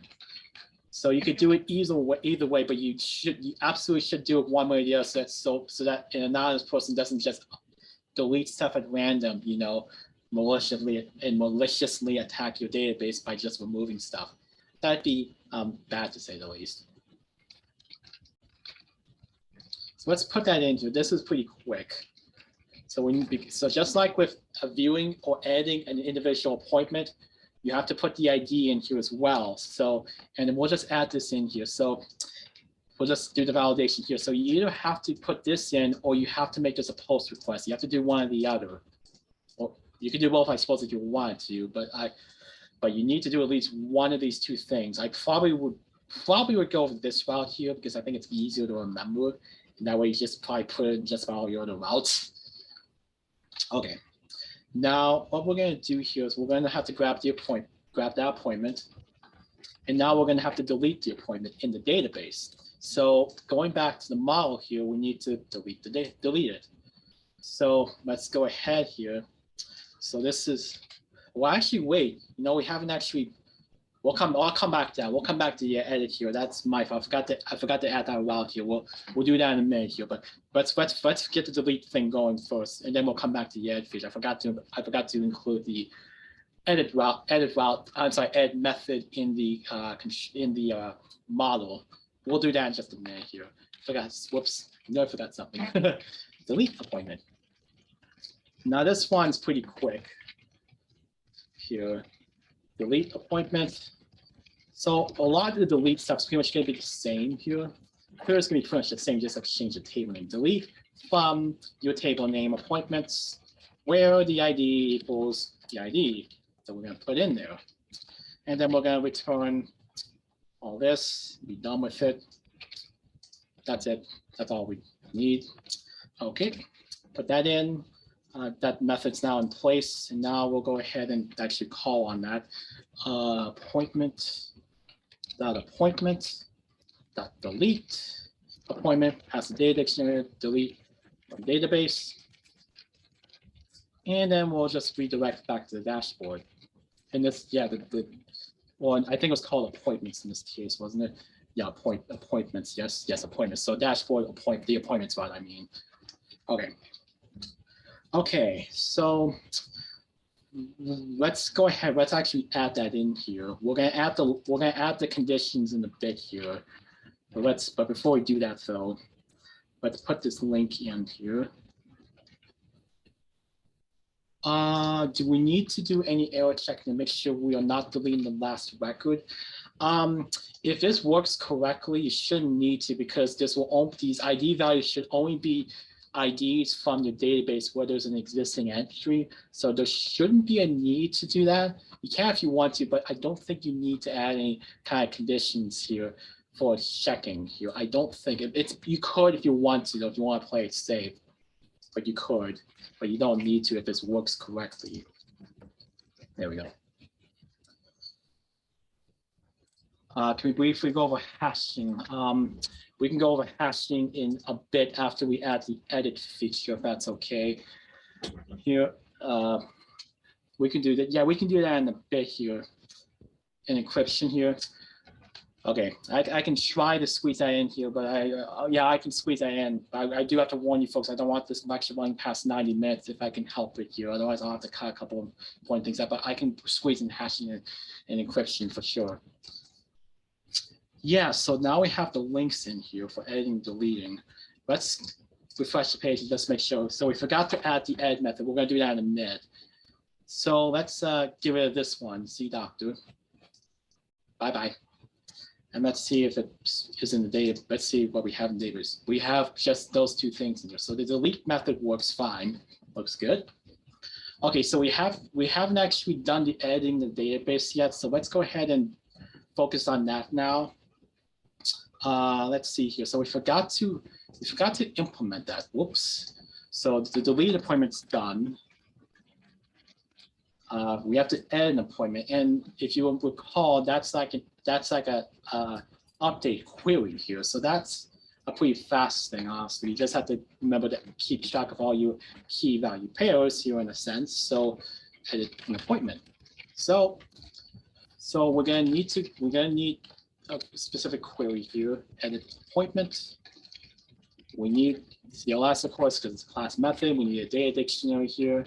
And the query again is just an update query. So update the table name, which is appointments, set, and then you have like each key and value you want, or column name and value. So in this case, task equals task like this. And then just do thing for the others here. Do not, if you put an extra comma at the end, we put before you put the where clause in here, it'll scream at you. So be careful here. So don't have this extra comma before the word where. Otherwise, it's going to call you out and say, can't put it in here. I think those are the 3 task date status here, I believe. Those are the only things we need here. So that's our query. And then we just have to run this thing. So I'll just copy and paste this to save ourselves some time. So there's our query. We updated the appointments table. We changed the task date and status values. Make sure we know which appointment we're changing, of course, with this where clause here. So yeah, so that's in there. And now let's go into we have to write the post method. I think we're going about the get method here. We have to write the actual post method here for this now. In the database. So appointments, int ID, edit, I guess. And we have to mention this is a post request here. So here we are here, edit appointment in DB for database, and we need to pass ID in here since that's a path variable. Okay. So the dictionary is going to be pretty much the same as when you add an appointment, but the only thing you have to be careful of is this right here. But so actually we forgot to do one other thing. We have to validate first, then edit. So let's see here. Let's do the validation first. That's gonna be pretty much the exact same thing here. So this is not gonna be all that different. We do have to be a little careful though about where we redirect to, however. So here the validations are gonna be exactly the same in this case. We don't have to do anything different here. But now, however, we need to put the ID in here because we need to redirect back to the actual edit page. So how do we put the ID in the string? What could we do here to put the ID in the string or add on to it? What would you do here?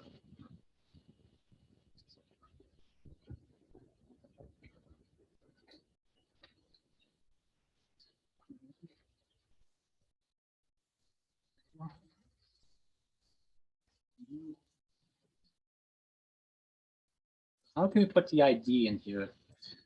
Do you think just doing this is enough, or do you think we gotta do more than that? It's not the less than greater than symbols here, not the double curly braces. That's HTML. Double curly braces are for HTML. This thing with in-ID is only in app.route, nowhere else. So if you want to put a value in any string in Python, you would need to make a F string. Yep. So an F string here, we put an F here, and then inside the ID, we don't use 2 sets of curly braces, but instead we just need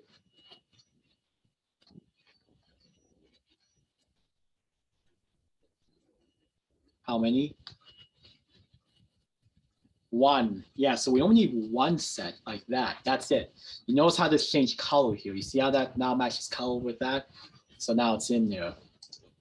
So yeah, now, so we made an F string, so we redirect back to that individual appointment page that we're editing. So now the validation should be taken care of. Now here, however, we must pass in the ID of the job here. So don't forget this because we need to know which job we're editing in the database here. So when you add a job, you need the ID of the user. But when you, I'm sorry, when you add the appointment, you need the ID of the user.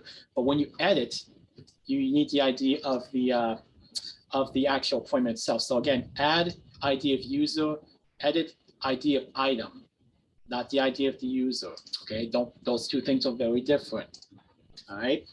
So now we're going to go ahead and call on this method here. We'll pass this data dictionary in here, and then we're going to redirect back to the, we'll go ahead and redirect back to the appointment space. I did say where to redirect to here. Let's see. Didn't say, but I think we're going to assume that. But yeah, read the instructions carefully when it tells you where to redirect to, whether it's to redirect back to a page like this or redirect back to like an individual like appointment page or whatever here. So just be careful about that. Okay. Now we think we're almost ready, except can anybody see anything off in one of these lines here? Can anybody identify anything that looks wrong?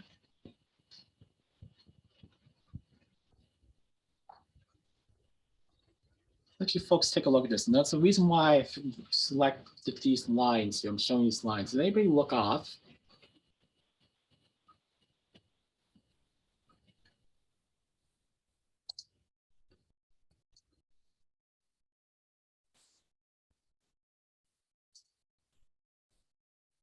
I'll give you a hint.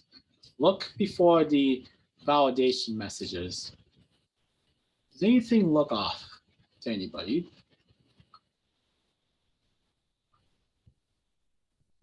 So before line 19, does anything look off to you folks?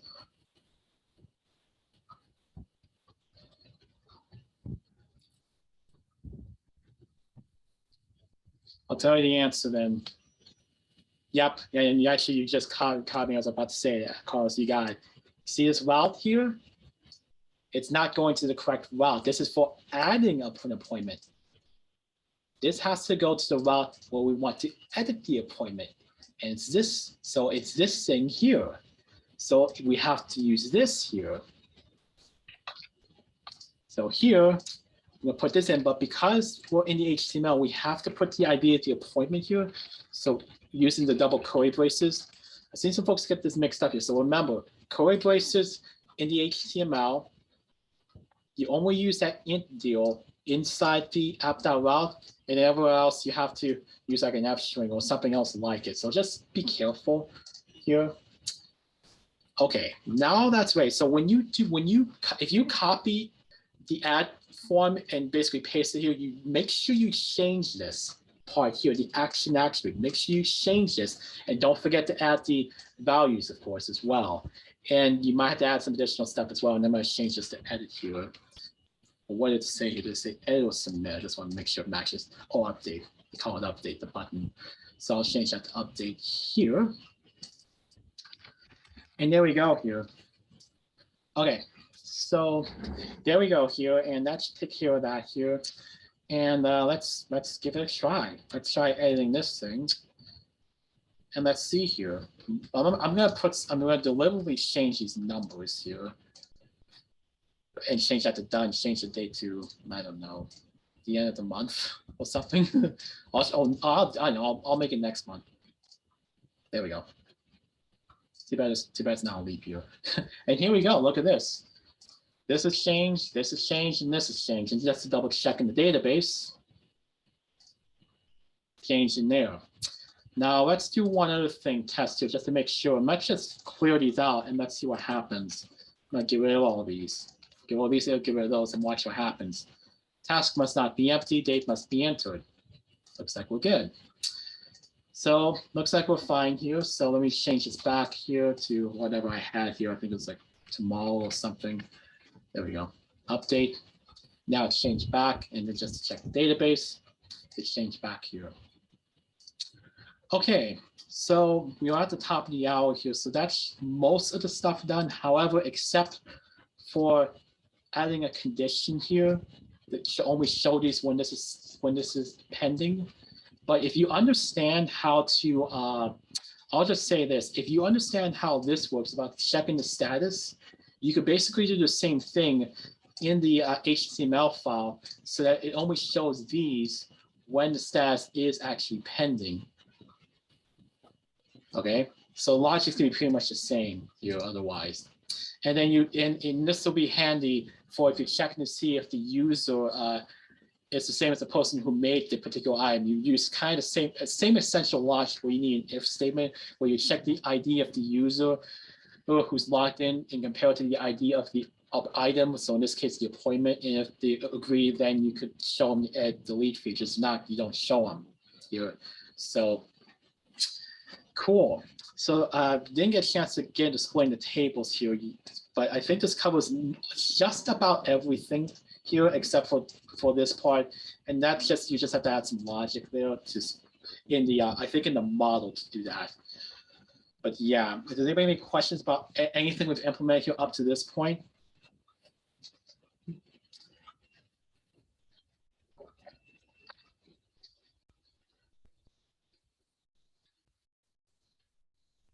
Cool. So I guess we'll go ahead. So I guess I don't know how many folks want to stay on here. I'm gonna kind of keep going for the next 30 minutes here, but for now, let's start with answering the question chat about hashing and encrypting here before we dive back in here. So let's go ahead and spend a few minutes on that briefly here.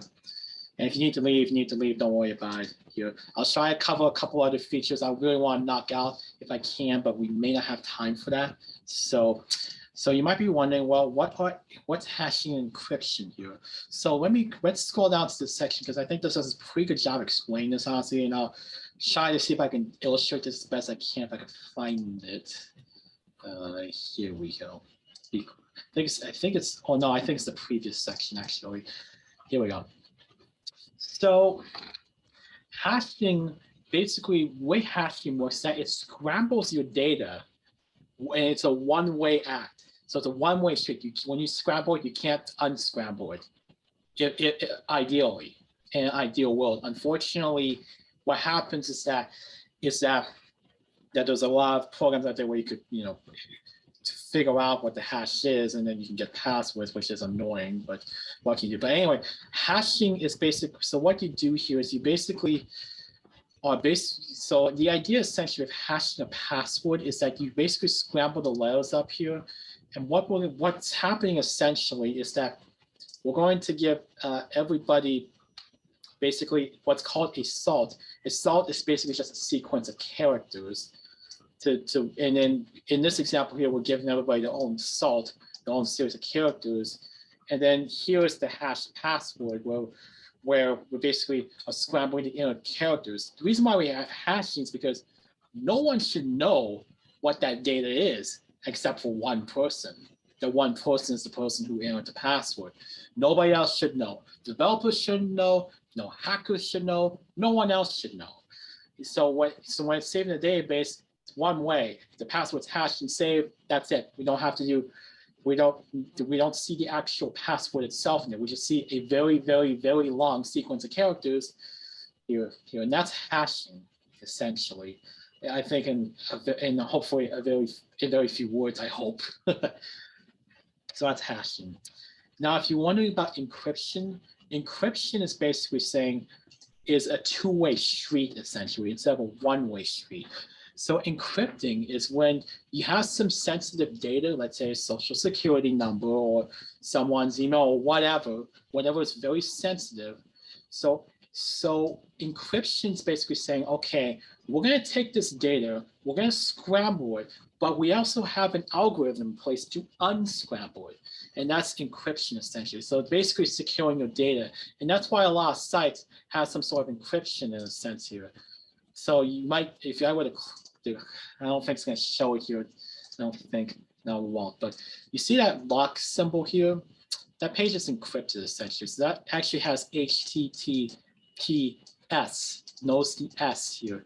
The S stands for secured here. So basically the site is encrypted so that the data can only be read one way or the other. So that's encryption. You take data, you scramble it, you save it somewhere, and then you have a way to unscramble to get the data back. but only the person who knows how to unscramble should be the one who will do it. You don't want some random person taking the data. So like, what if somebody hacks your database and grabs your data? Well, if it's encrypted, at least they can't get in and read the data. If it's not encrypted, your data is good as gone, bad. So encryption is just a way of securing data, and it's two ways. Whereas hashing is a one-way street, essentially. To answer your question about hashing and encrypting a bit better. Perfect. So I just wanted to get answer that, since that's a good set of questions, honestly. And we have in here at CoinDojo actually a program for security, I think. Yeah, we actually have a program with security here. So if you're curious, you could kind of look into that on your own. Good program. Yeah. So any other general questions about any material before we go back to this wireframe here and implement a couple other features that are not necessarily listed here? One thing I would definitely like to touch on today is the displaying of the dates as far as being past or upcoming appointments, how we're getting that differentiation. That's one thing I've been wondering about. Also splitting these up like that. Yeah, I don't know if we Ah. briefly touched on that on Monday. Right. Or that's something that we're going to touch on Friday as we wrap this project up. Yeah, well, yeah. So what would happen here is this has to be done kind of in a specific way here in actually the model file. So yeah, let's go ahead and dive into that. So yeah, let's go ahead and try to split this up. Now, this is gonna be kind of hard to demonstrate if I don't disable a specific validation though. So I'm gonna have to temporarily disable the future date validation. I'm gonna comment that out then temporarily so that we can add appointments in the past here. So let me go ahead and do that first, and then we'll go ahead and test this out here. So let's go ahead and do that then. I wish we had time to go over like joining tables some more, because I don't think we didn't really touch on joining tables, and that's kind of going to be an essential thing you need to know how to do here. So like connecting users and appointments, or users and something else, like in the recipes assignment. I wish we had time for that. I don't think we're gonna have time to get that in, but so let's go ahead and focus on this now. So yeah, well, now let's go, since you requested, let's go ahead and do that actually. Let's split this up here. Okay, so let me go back to the appointment model. I'm gonna comment out this then for now.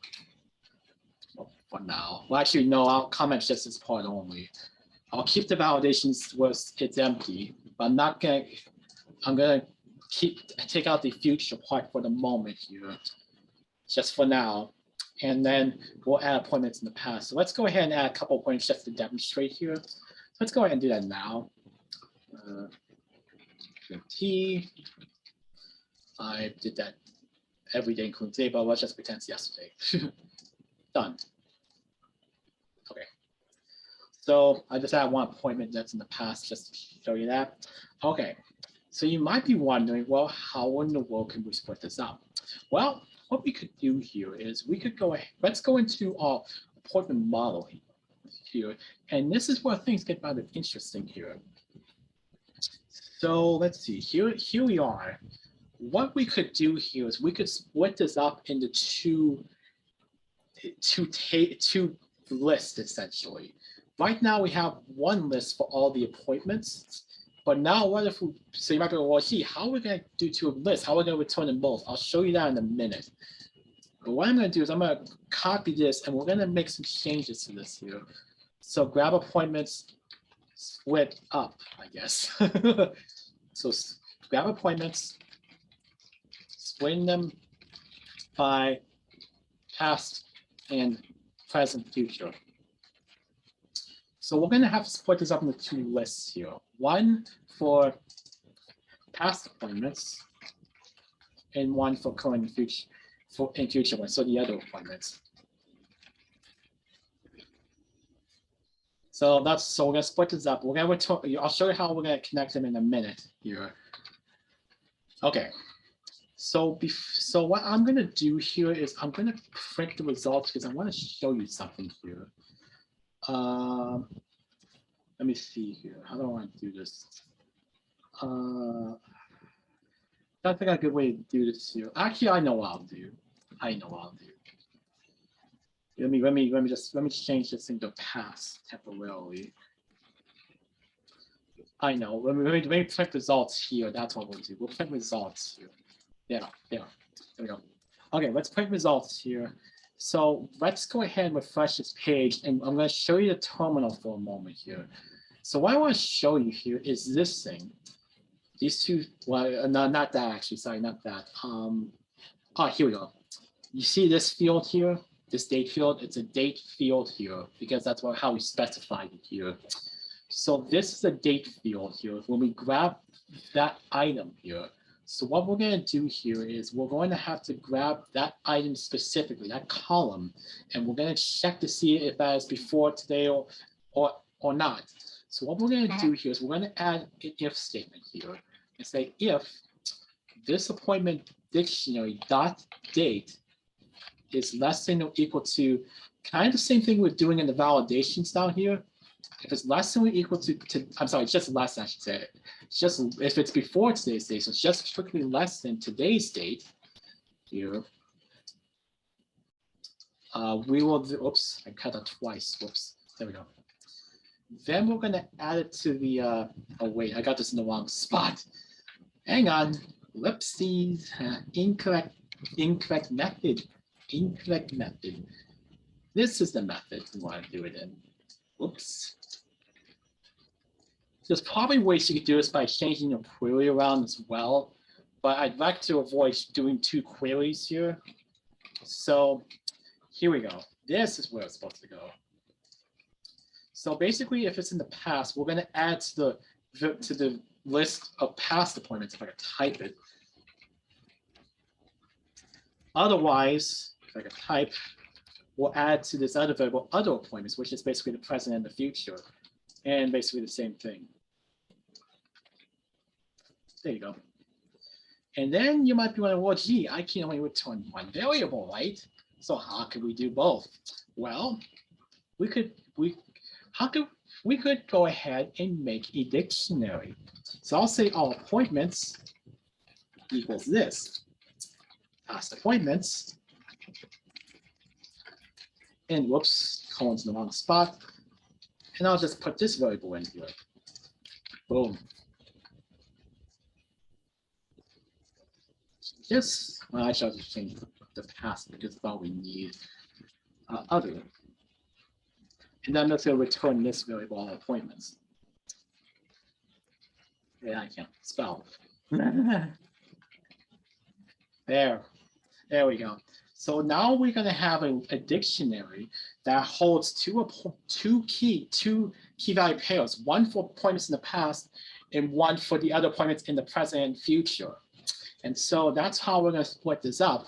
And so now what we're going to do here is in the controller here, I'm going to change, if I could find it, where is it? Here we go. I'm going to change this method here, comment this out. Yeah, exactly. That's exactly what we're going to do here. So we're going to have two tables, and then we're going to call on each list individually. So instead of grab all appointments, we grab all appointments split up here. And now in the landing page, we're going to split this table up. So we're going to have to copy and paste this here. It's going to be basically the same two tables. The only thing that's going to be different is here, where we do all appointments, past appointment. I'm sorry, other appointments, as we called it here. And then we do the same thing here for past appointments, like this. And now let's see what happens. Fingers crossed. Uh-oh. Uh-oh. Well, this is a bit of a problem. Oh, let's see. Oh, I know why. Does anybody know why that error message popped up? It's a bit of a tricky error. Anybody have any idea? Why did we get that error message that says this has no attribute date? Anybody have any idea why? And I'll show you it's in the, so if you're curious, when you debug code, pay attention to the gray boxes and pay attention to these parts here, the folder and file name and the line number. So in this case, it says something in line 59 in the appointment model here. So go to line 59. What is something wrong over here that I highlighted? Now, not that because we're in a Python file, so no closing stuff here. It's a bit of a tricky error here. So I don't blame you if you don't see this, but I highlight this for a reason.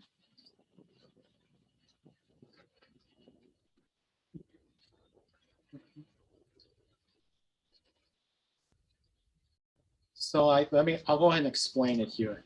See how this is a dictionary here, right? Because that's a dictionary, to grab the keys, yeah, it's not a formatting issue as so much as it's that we didn't call it correctly. When you use a dictionary, you have to use square brackets and then put this in a string, and that was the problem. And yeah, Paul, yeah, I think Paul's gonna get that just as I typed it. Yeah, that's exactly it. Yep. So when you use dictionary, you have to use the square brackets. You can't use the period. That's for class instances. So watch out. Okay, let's try this now and let's see if this works. Hey, look at this. These are in the present, this is in the past. Yay. Yay, that works. There you go. So that's how we can show past appointments here. You just have to do something in a model to split them up. And I do something similar in the main project that in the bonus video that I'm gonna show you folks tonight, tomorrow. Yeah, I do something very similar actually. So it looks elegant, but just think of it can be pretty hard, honestly. So there you go here.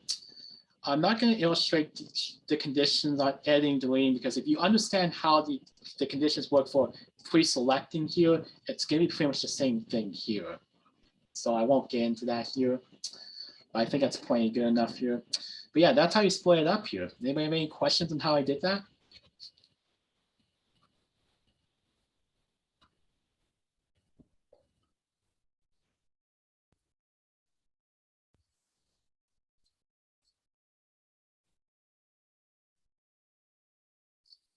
Cool. Yeah, I don't think we're gonna have time to talk about join statements because I want to show how I want to illustrate join statements a bit more. I don't think we have time for viewing, unfortunately. So what I wish we did though, I really want to go over like viewing an individual appointment and showing that. I know it's not shown here, but I think that would be handy for you folks so you can see how show a point and show who made it. You know, but I don't think we're gonna have time for that, sadly. So maybe if we could save that for Friday's office hour if nobody has questions, if anybody's interested in that as a possible idea. Maybe we could dive into that Friday if you want to do that. But I don't want this lecture running too much longer than that because it's already 80 minutes. I don't want to run much past that. So what do you folks think? Should we? So if you're interested, maybe come Friday and we can talk about that. If you're not taking a test, of course. Okay, so yeah, so Friday's office hour at 4 p.m. It's just gonna be an office hour only. If nobody has questions gonna be top priority first, but if nobody has questions, we can talk about the view feature and talk about joining tables. I think we'll go ahead and do that. For now, however, and you folks can head out right now if you wish, I'm gonna go ahead and show all the code again and the diagrams so that you all can just compare and take a look here. So let's go ahead and do that now. Here's my ERD diagram here.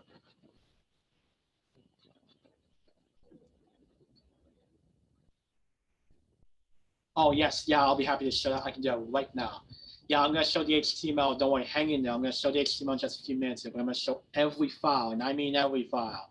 Everything in the back end, everything front end, you name it, it's going to show. I'm going to show it.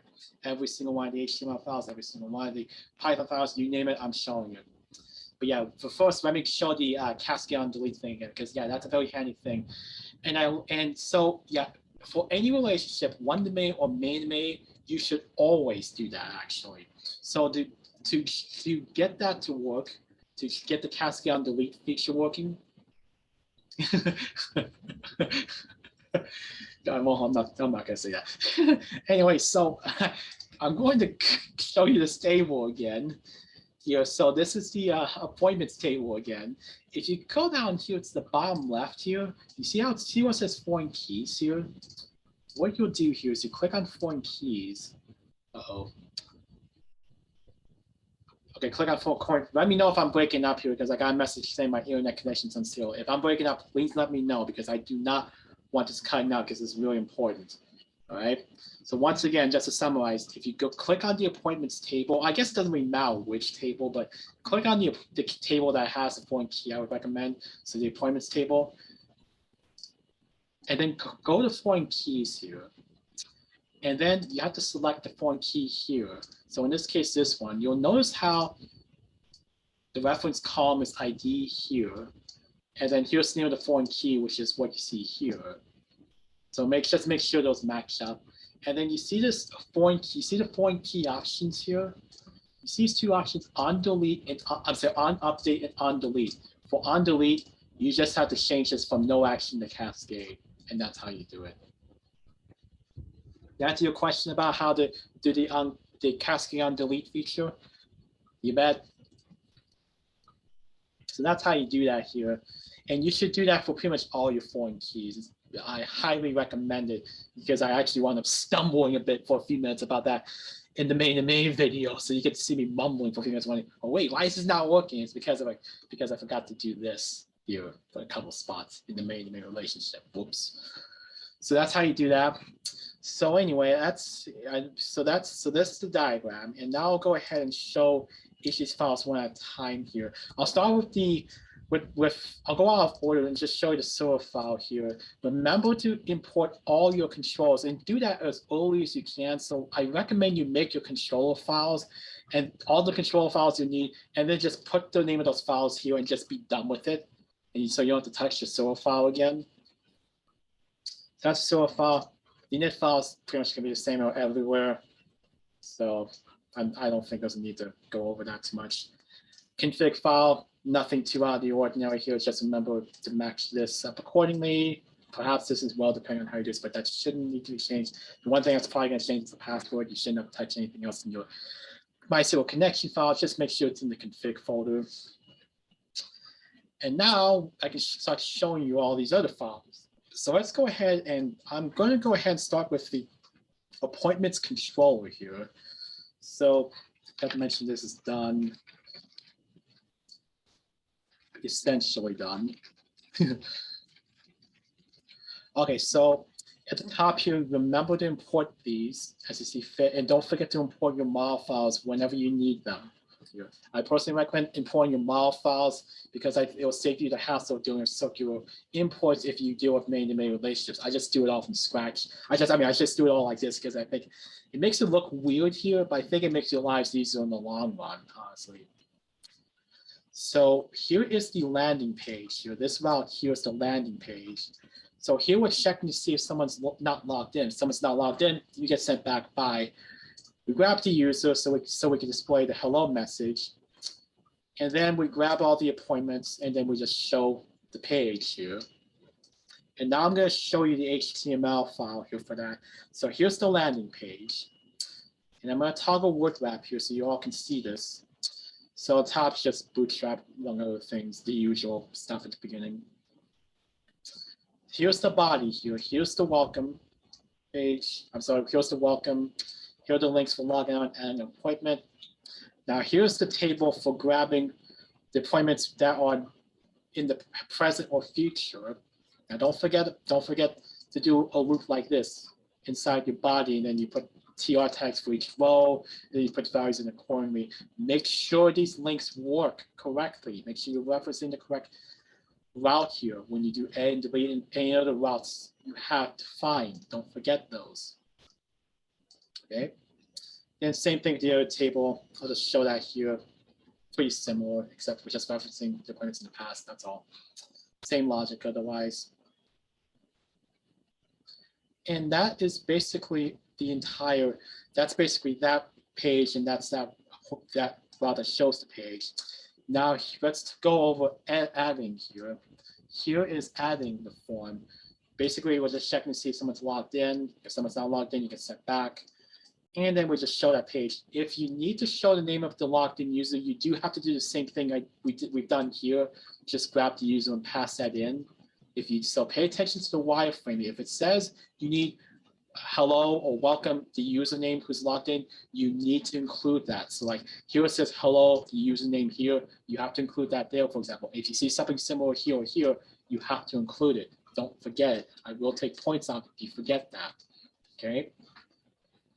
So anyway, getting back here, I'm going to show you the HTML file for that here. So basically here are your validation messages, nothing out of the ordinary. Make sure you point this to the correct route that will add to the database. Make sure that's correct here. And don't forget method equals post here, of course. And then here are the inputs here. Take a look at that. Most that's pretty self-explanatory. So for a drop down, just use select tags of options here. If we inputs don't remember your name attributes, that's what's going to be held in the request.form dictionary. Whatever is on the right-hand side of the equal sign when you're referencing the name attribute, don't forget those, all right? And there you go. And just make sure if it matches accordingly, make sure you don't forget to do some kind of submit or button here. And that's about it there. Just pay attention. Now I'll let you add the styling yourself. You can make it as fancy as you want, but that should be like the last thing to do is adding styling. That's the last thing you should do. If you're running out of time, just make sure the main functionalities do. Make sure all the links work and go to the correct pages, all that stuff. Yeah, I'm going to show you two in a bit here. I'm still going through these one at a time here. So I'm kind of doing this in a specific way here so that I am going to show every page here. I'm getting there, so hang tight. We'll get there. So yeah, so that anyway is the add HTML page. So here is the route where we add the database here. So this is the route. Don't forget this because it's a post request since you're doing form data. Yeah, probably better just to keep this in here. You could argue you may not need it here, but better safe than sorry. You may just put it in there for checking. Don't forget your validations. I'm going to show that in just. I'm going to show the model file in a bit, so hang tight for that. I'm just going to go through the controls in the HTML files, and then I'm going to show the model. So hang tight for that. So it's just validate. Don't forget your data dictionary with all the values from your form. Don't forget the ID of the user, because for a lot of these projects, you can be linking a user to something here. So don't forget that because we need to know who we're linking this appointment to, and that's the person who's logged in. Don't forget that. And we of course add to the database and we send it back to some, well, whether it's the general page or some other page, just pay attention to that. The edit form, they're basically pretty similar here. Same logic. We're going to make sure someone's logged in. We grab the appointment here. Make sure you include the ID. So when you want to view an individual appointment, edit an individual appointment, or delete. So view, edit, or delete. You need the ID as a parameter. You have to include that. Otherwise, you won't know which one you're going to change or modify in the database. We need the ID, okay? So that's why we need to pass this in here. And then here we just grab the appointment, and we need that so that we know, so that we can fill that data in the form, pre-populated. And then I just demonstrate this because some people try to use the same dictionary for both of these. Don't do that. Make sure you know what these IDs are referring to. ID for the appointment versus ID for the user. But just be careful. That's why you need two separate dictionaries. And then in the HTML file, pretty similar. Again, pay attention to where this is going, of course. And don't forget this value actually, because that's what's going to pre-populate most of these inputs for you. There'll be some things where you have to be a little careful, especially with drop downs or checkboxes or radio buttons here. So that's why you got this little logic here. These here's the if statements. I know it's a little unwieldy, but I don't think there's a more efficient way to do this off the top of my head here. So yeah. So that's how you can pre-select an option from a drop-down. It's just make sure you add selected, but then you have to do all these if statements, which I know is annoying, and maybe there's a better way to do this, but I had to think of something on the fly, and this is what I came up with here. So, but yeah, again, just summarize, make sure this is correct, make sure you specify the correct route, don't forget the ID, don't forget the values for each of these inputs, and do other stuff as necessary. like maybe add this button or add that here, you know. Okay, going back to the controller here. Here's the actual add in the database. It's pretty similar to adding. You have to validate again, just like before, but then don't forget the state dictionary. One thing you gotta pay attention to is this ID. It's the ID of the appointment, not the ID of the user. You have to include this in here. Otherwise, you won't know which appointment we're gonna edit in the database. But otherwise, the logic is pretty much the same. We add the appointment database, we redirect, that's it. Deleting appointment is basically pretty straightforward. You can make it a post request if you want, or you can include this, but you have to do one or the other here. We either need to check to see if someone's logged in, or we make this a post request. Or you could do both, but you need to do at least one of them just to ensure that this is somewhat secure, you know? You don't want somebody randomly deleting stuff from your database, you know? So here's the dictionary, grab the appointment. Again, note the ID here, delete the appointment, nothing too crazy there. Okay, so I think let's go ahead and show the appointment model here. So this is getting kind of big here, and this gets a little big here, these model files, but the philosophy is you want to include as much logic as you can in the model files and keep the logic to a minimum in your controllers here. So here's our class variable referencing the name of the schema we're using. Just make sure these column names match up in your database. It turns out we didn't want to be using this here, but you probably will here. So like if you want to link a user appointment, you're probably gonna need a variable here. Don't use the ID, the following key here. So this variable is going to represent an instance of the user class here. And here are the methods here. Adding appointments pretty straightforward, nothing too crazy here. Just make sure you include the names, the column names in the form, and don't forget the foreign key here. Don't forget that because we need to link the user. Grabbing all the appointments, nothing too particularly crazy here. This is just grabbing appointments without linking anything. If you have to link stuff, you have to add a join statement here. So make sure you include that. Didn't have time to go over that sadly, but that's okay. There's a lot of other videos out there you can look at. You can also look at the bonus videos as well. Yeah, let me just pause here for a sec here. It helps to have some kind of a condition to check them to account for possible cases like what if there's nothing there at all.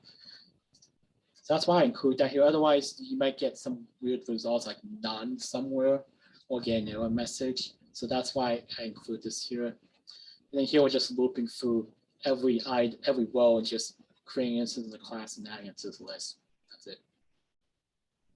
Here is where we basically do the same thing, except we use two variables to split the appointments up based on this condition on whether the appointment's in the past or not. Otherwise, it's exactly the same. We just have to specify which list we add to, and then we just make a dictionary that holds them and return that. That's it. Grab an appointment is pretty straightforward here. Again, I have some logic for it if we don't find anything here, so don't forget that. Yeah, here's the edit one here. Nothing too crazy here. The weight's pretty straightforward. I don't need to belabor that. And then here are the validations. I guess I'll uncomment this back out so you can take a look at this here.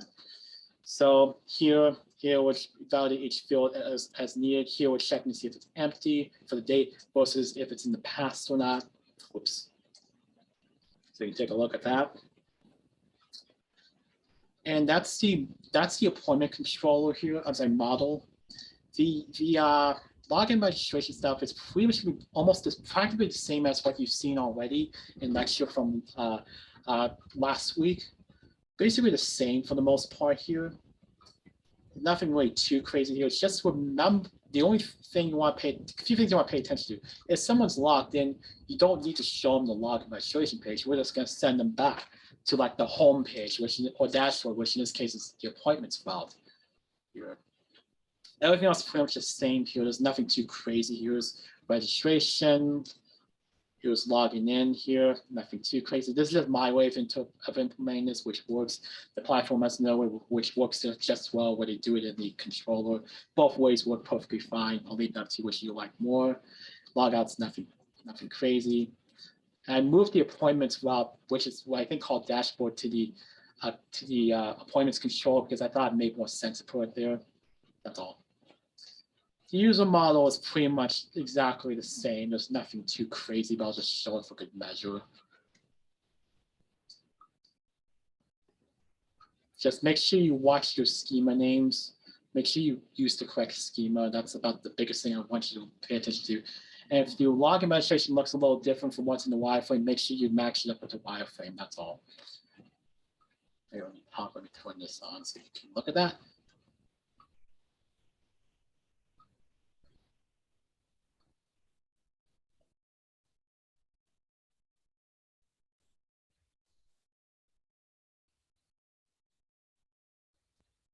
And then the log administration page was just nothing too particularly crazy here.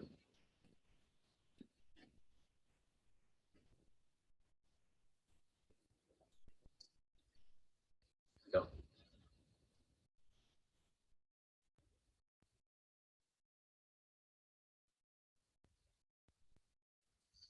I believe that's every file, folks. That's everything. So those are all the files, so you can kind of compare and contrast here. You're probably gonna want to type something a little differently from me, which is fine. Just make sure it works, you know. So that's all the files here, I believe. Does anybody have any questions about any of the code here? I know I just threw a lot of stuff at you, so definitely feel free to rewatch this.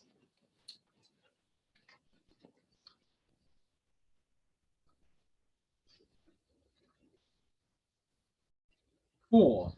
Yeah, you bet. Yeah, so it's just showing the code so I can summarize what everything's doing. I think it helps a lot when it comes to connecting the dots here. So yeah, sorry this ran a little long here, but I felt it's too important here to not include. I mean, I felt it's too important to you know what I mean. I didn't want to miss anything is what I'm trying to say. I can't think right now, as you can tell. But I want to make sure everything was covered so you know how everything connects together. So there you go. Yeah, so if nobody has questions in Friday's office hour, I might dedicate that to joining stuff here and like displaying who is linked to each appointment as another thing to look forward to, so that if you are having a hard time connecting a user to an object or whatever, like how do you display the name of somebody who has done this or done that? I'm going to demonstrate that, I think, Friday in Friday's office hour if nobody has questions. So cool. Thank you for those of you who stayed as long as you have, and thank you to everybody who watched as long as you have. I wasn't intending for it to be this long, but I think it was too important to make sure nothing was missed here. So I hope this is a pretty good starting point here, and you'll be maybe asked, and you likely will be asked to do a few different things in the test, so just be ready here. So I hope you all feel at least a little better for those of you who haven't taken the test yet. So there you go. Thank you again, everybody. I'm going to go ahead and head out here and say thank you all very much here, and I hope you all have a great evening and day whenever you're watching, wherever you're watching, and I'll see you all later. See you, everybody.